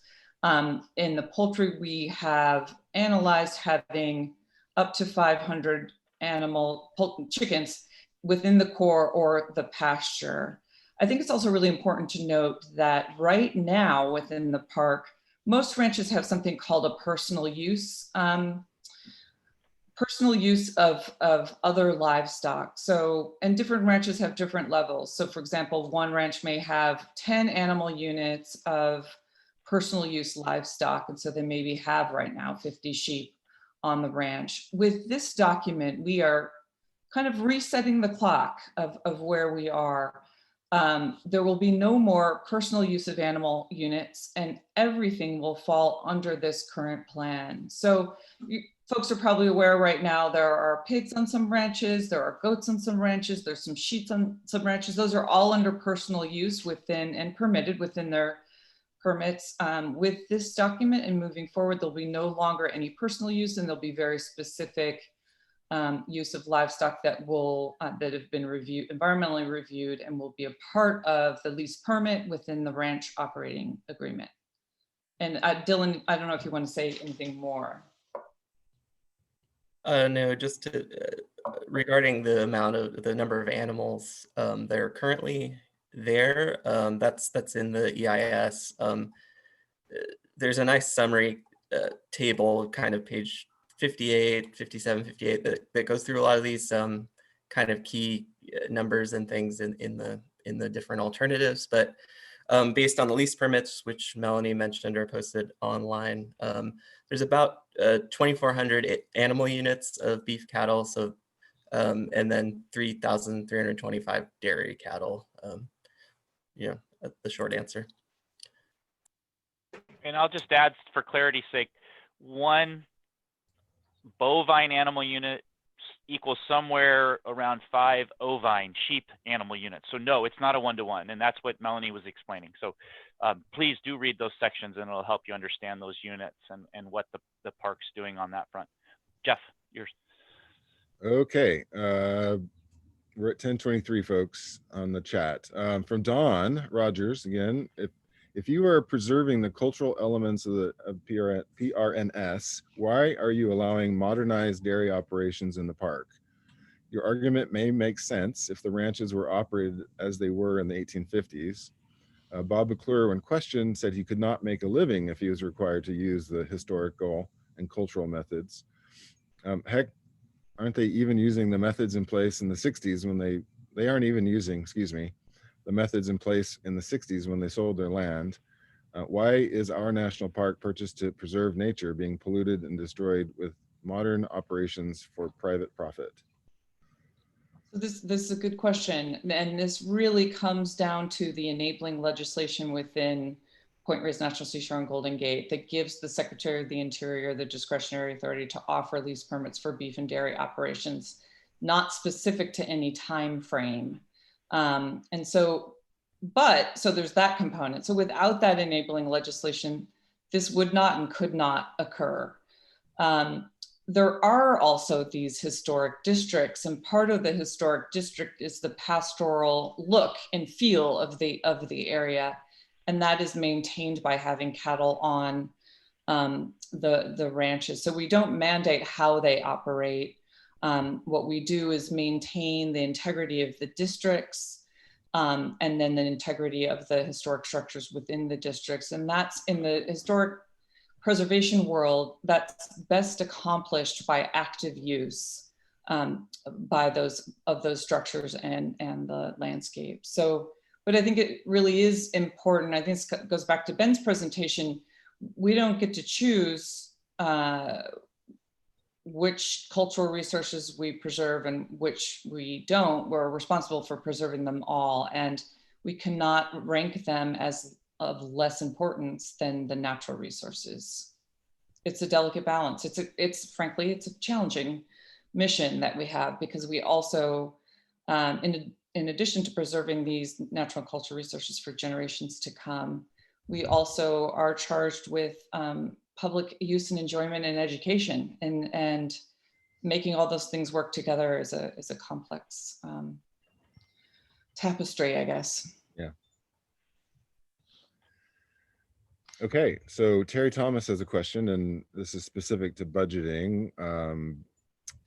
Funding for the 2021 Green Book for NPS shows 2 full-time equivalents going towards these poor efforts. The funding required in the appendices for alternative B is 4 full-time equivalent. Which 2 of the 4 FTE, natural resources, 1 cultural resource, or 1 visitor services will be hired next year? Yeah, I can start with that. And then Ben, you may have stuff to add, and maybe Dylan too. So the Green Book is kind of like the wish list for the National Park Service that goes from the executive branch to Congress. Doesn't mean we're going to get that funding. We're just trying to make a case for it. This is a really important thing. So we have, within this document said, these are the things we're going to do in implementation. And we obviously have staff right now that are working on them. It would be great and helpful to have more staff working on these issues, but this is absolutely a priority, whether or not the funding changes within the park. It's a third of the landscape of the park. We would like to have more positions. We don't have any we don't have a budget yet for this year, and we don't, other than a continuing resolution, and we don't know if we'll get that money. But what's really important is that it is a park priority to do this implementation.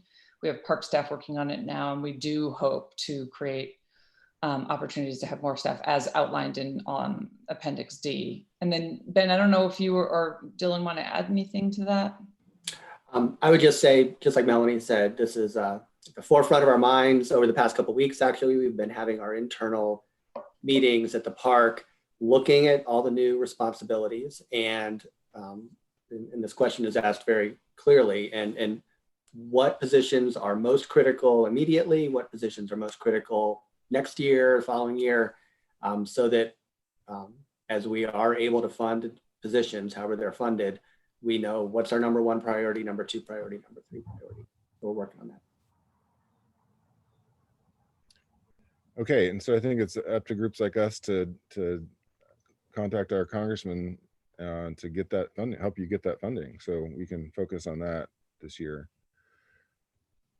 Okay, so Susan Ives, so we're up to 10:30 if you're following in the chat, the timestamp. Are endangered species, public use and enjoyment, and ranching considered co-equal in the park, given the impacts of ranching that are described in the EIS? And are the comments of 7,600 people weighed against the interests of a few dozen ranchers?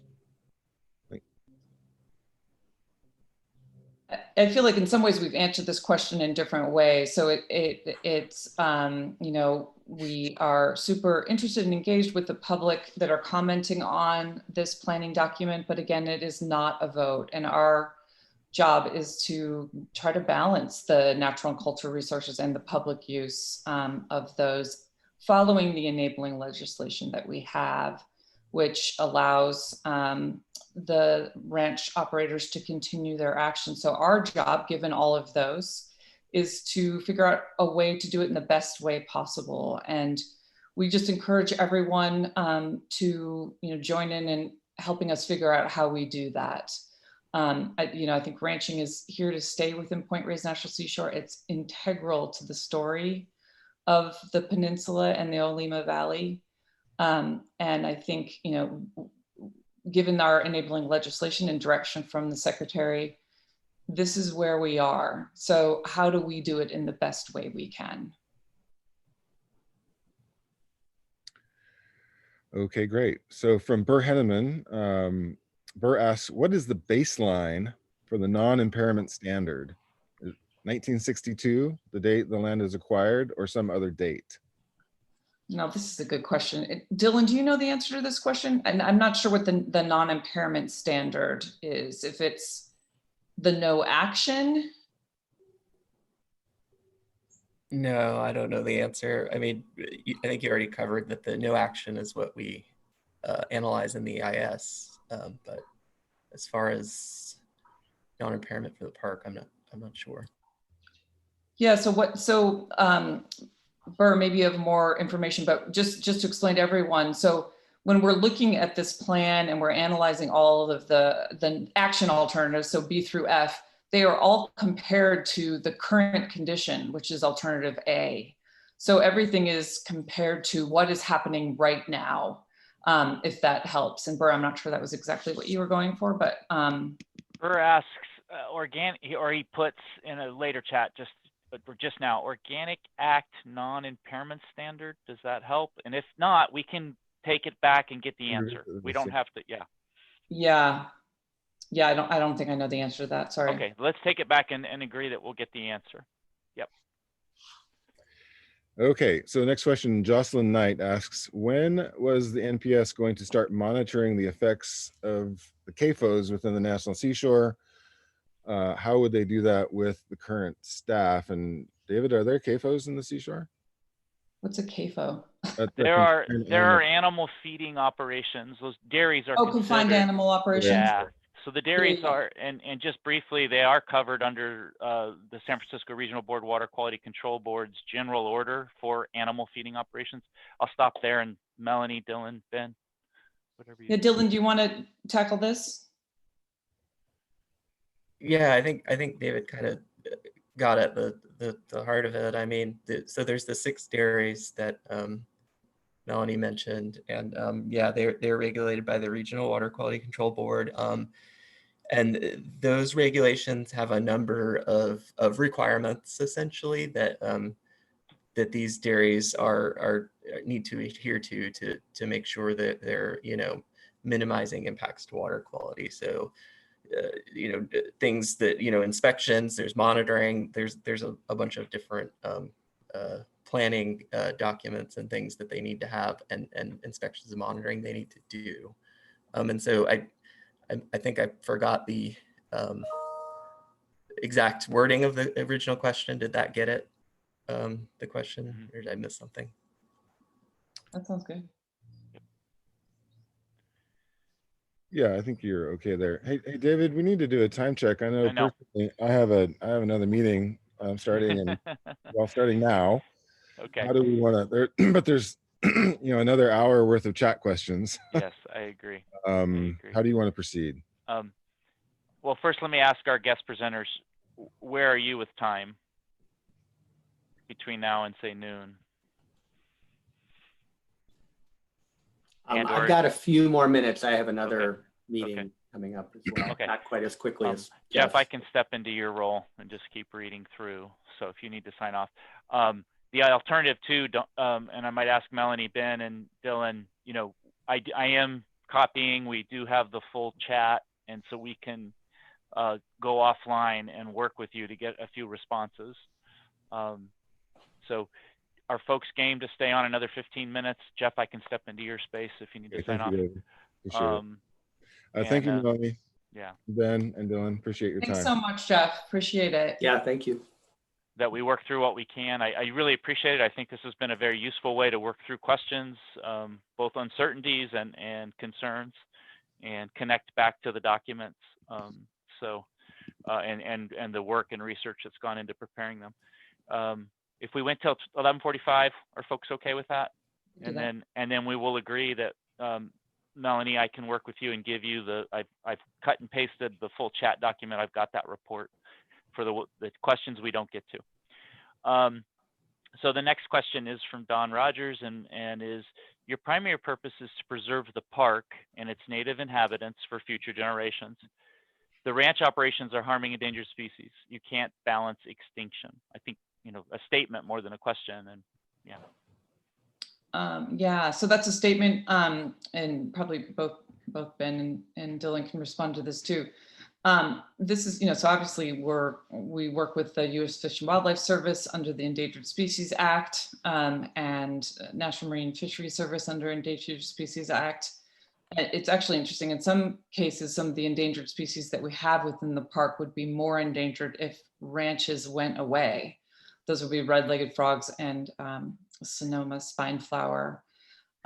So the park, I mean, we all know how magical it is. We have, I think, 28 threatened and endangered species as categorized by the federal government. And that is a primary purpose of working to make sure that there aren't impacts to those animals. And that's why we do a biological assessment and then get a biological opinion to make sure that there aren't impacts to those animals. And maybe, I don't know, Ben or Dylan, I don't know if you want to say anything more. It is kind of more of a statement than a question. No, I don't have anything to add. okay. All right, so next question is from Susan Ives, and it related to Burr's question about the baseline. Simply states that there was no ESA, Endangered Species Act, no Clean Water Act, nor NEPA in 1962. So has the baseline been revised since then? We've agreed that we're going to give Melanie the chance and Ben the chance to go explore that. I do want to point out at the end of chat, Don Rogers has offered a link to a guidance for non-impairment document. So that relates to this conversation. And we'll move on to the next question and appreciate Melanie and Ben and Dylan for looking into that and getting back to us about baseline, what's being used. From Don Rogers, again, another statement. The Tomales Point elk still behind the fence are dying at an alarming rate. Statement, depending on what, Yeah, so that population, if you look at the 1998 environmental assessment on the Tuliak management plan, that population of that island herd of Tule elk is going to continue to go up and down with resource availability. To be clear, they're not dying of thirst. There is water available, but they are going to go up and down as predicted in the document. And will they go down this year? They probably will somewhat go down this year because we think that they seem to be balanced around 400 and they are up above that, and it's a significant drought year. It's not for lack of water. There's some other limiting component. It could also have to do with the Johne's disease. So they're going to go, that population is going to go up and down. I think the best, what the National Park Service does is not look at individuals of animals, but look at populations of animals. We have 3 distinct herds within Point Reyes National Seashore, and all of those herds will be maintained within this plan. They will go up and down, absolutely, and they won't be allowed to leave the confines of the park due to some of those other reasons, but those 3 herds will be maintained. Okay. We're now at a comment from Tony Segal at 10:33. I'll just give you slowly here, give you a chance to read it, and then I'd like to just move on to another question but his comments relative to the elk and managing the co-management of elk and cattle. Susan Ives at 1034 wrote, does the National Park Service manage the groundwater at Point Reyes, or are the ranchers entitled to use as much as they wish? And then there's a follow-up question. Do tools of wildlife management include confinement with sufficient forage and water? I think you covered some of that earlier, but just groundwater specifically, maybe. Yeah, I don't know the answer to that. Do you know, Ben or Dylan, do we, I mean, I don't know if anyone manages the groundwater. Yeah, I don't know. And I don't know if Dylan knows what the rancher obligations are related to groundwater.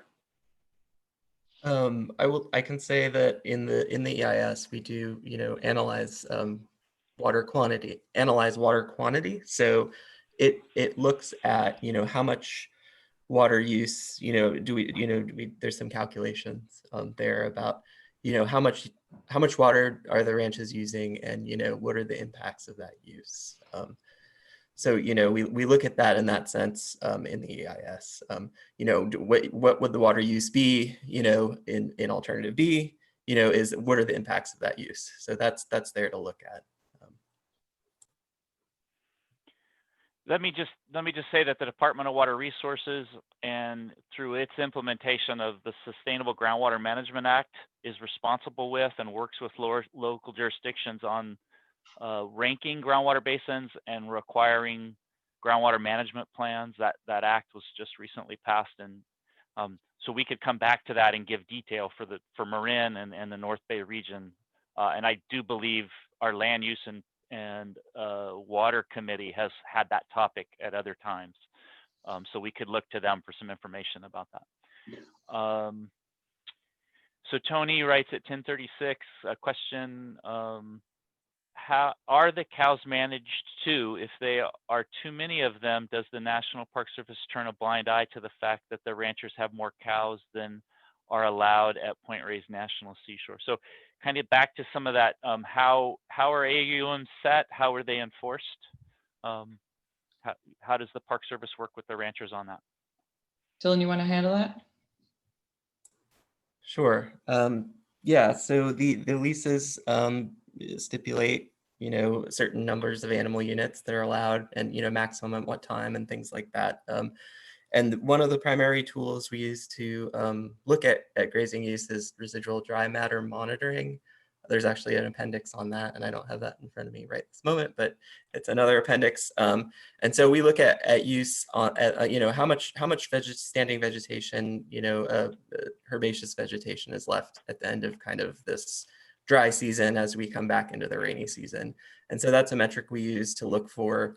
We have a standard that we want 1,200 pounds per acre of this dry matter remaining to protect the soils from erosion, allow the germinating plants to be facilitated to come back up once the rains hit. And so every year the range program goes out and looks at that, and we do post some of that data online. We have kind of a report that goes back and looks at that data that's on our website, probably through one of these links. You can get to it somehow. But also that appendix is really useful because it also shows, in addition to going to specific sites on each ranch that were established in the late 1980s, we also do visual mapping of the ranches and kind of look at this RDM, the residual dry matter, in broad categories. Is it, how's it looking just, pasture to pasture across the ranch? Where are areas where we might need to, getting back to the question of animal numbers, is it that we need to move animals or graze certain areas less, or install some practices to achieve that? Or is it ranch wide where, okay, like we think this ranch has too many animals?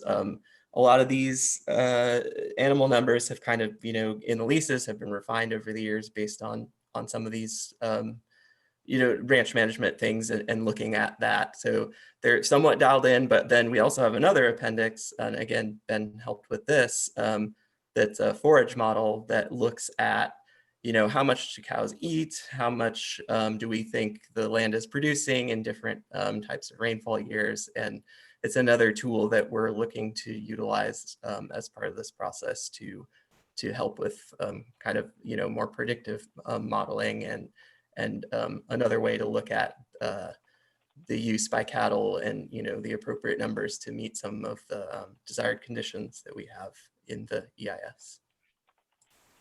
And those are Appendix E for the residual dry matter and then Appendix K for the forage model.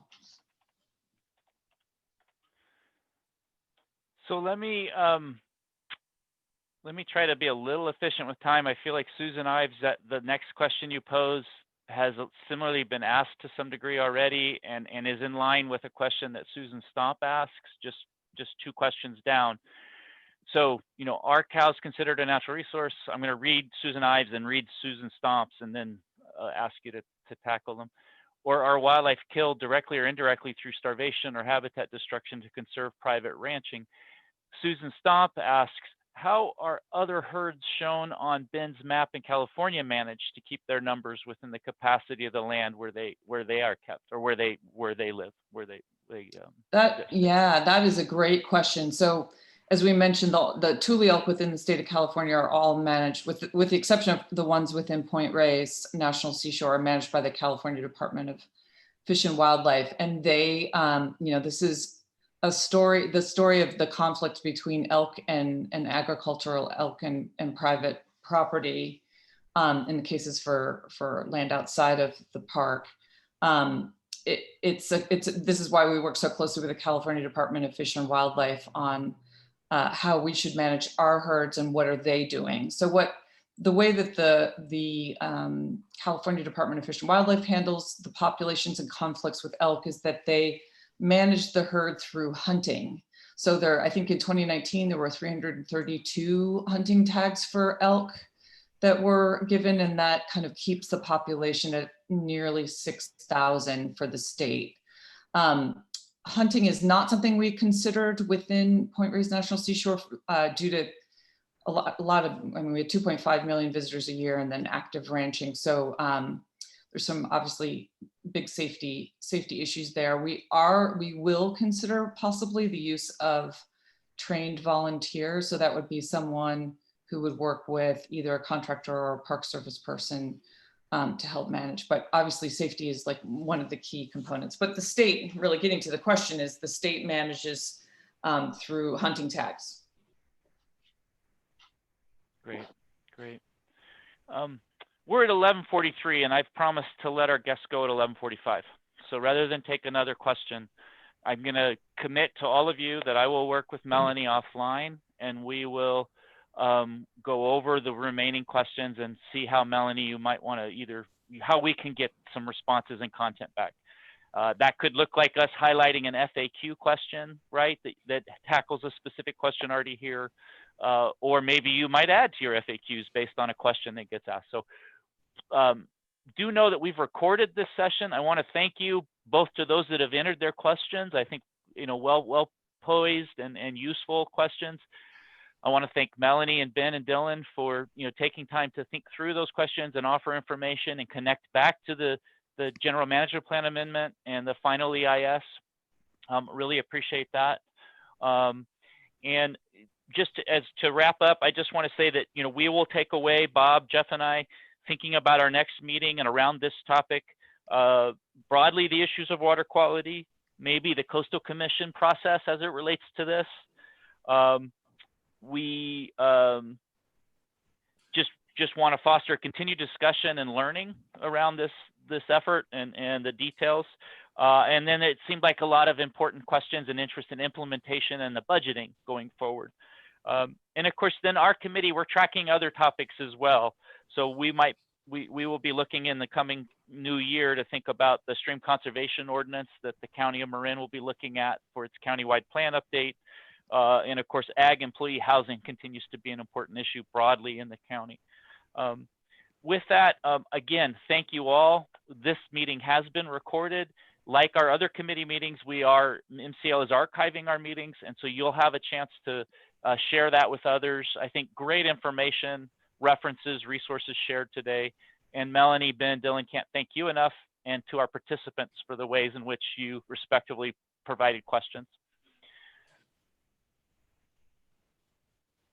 Thanks so much for having us, Jeff, who's now gone, and Bob and David. We really appreciate the opportunity to kind of come forward and explain where we are and then hear the questions. And so we look forward to the opportunities ahead as well. Thank you so much, everyone. Yeah, thank you. Thanks. Thank you. Have a good rest of your day, everyone. Thanks, David. Great meeting. Great meeting. Thanks all. Excellent meeting, Dave, Thank you. Thank you, Melanie. Nona. Dylan, Yeah, thanks so much. David. Yeah, thanks.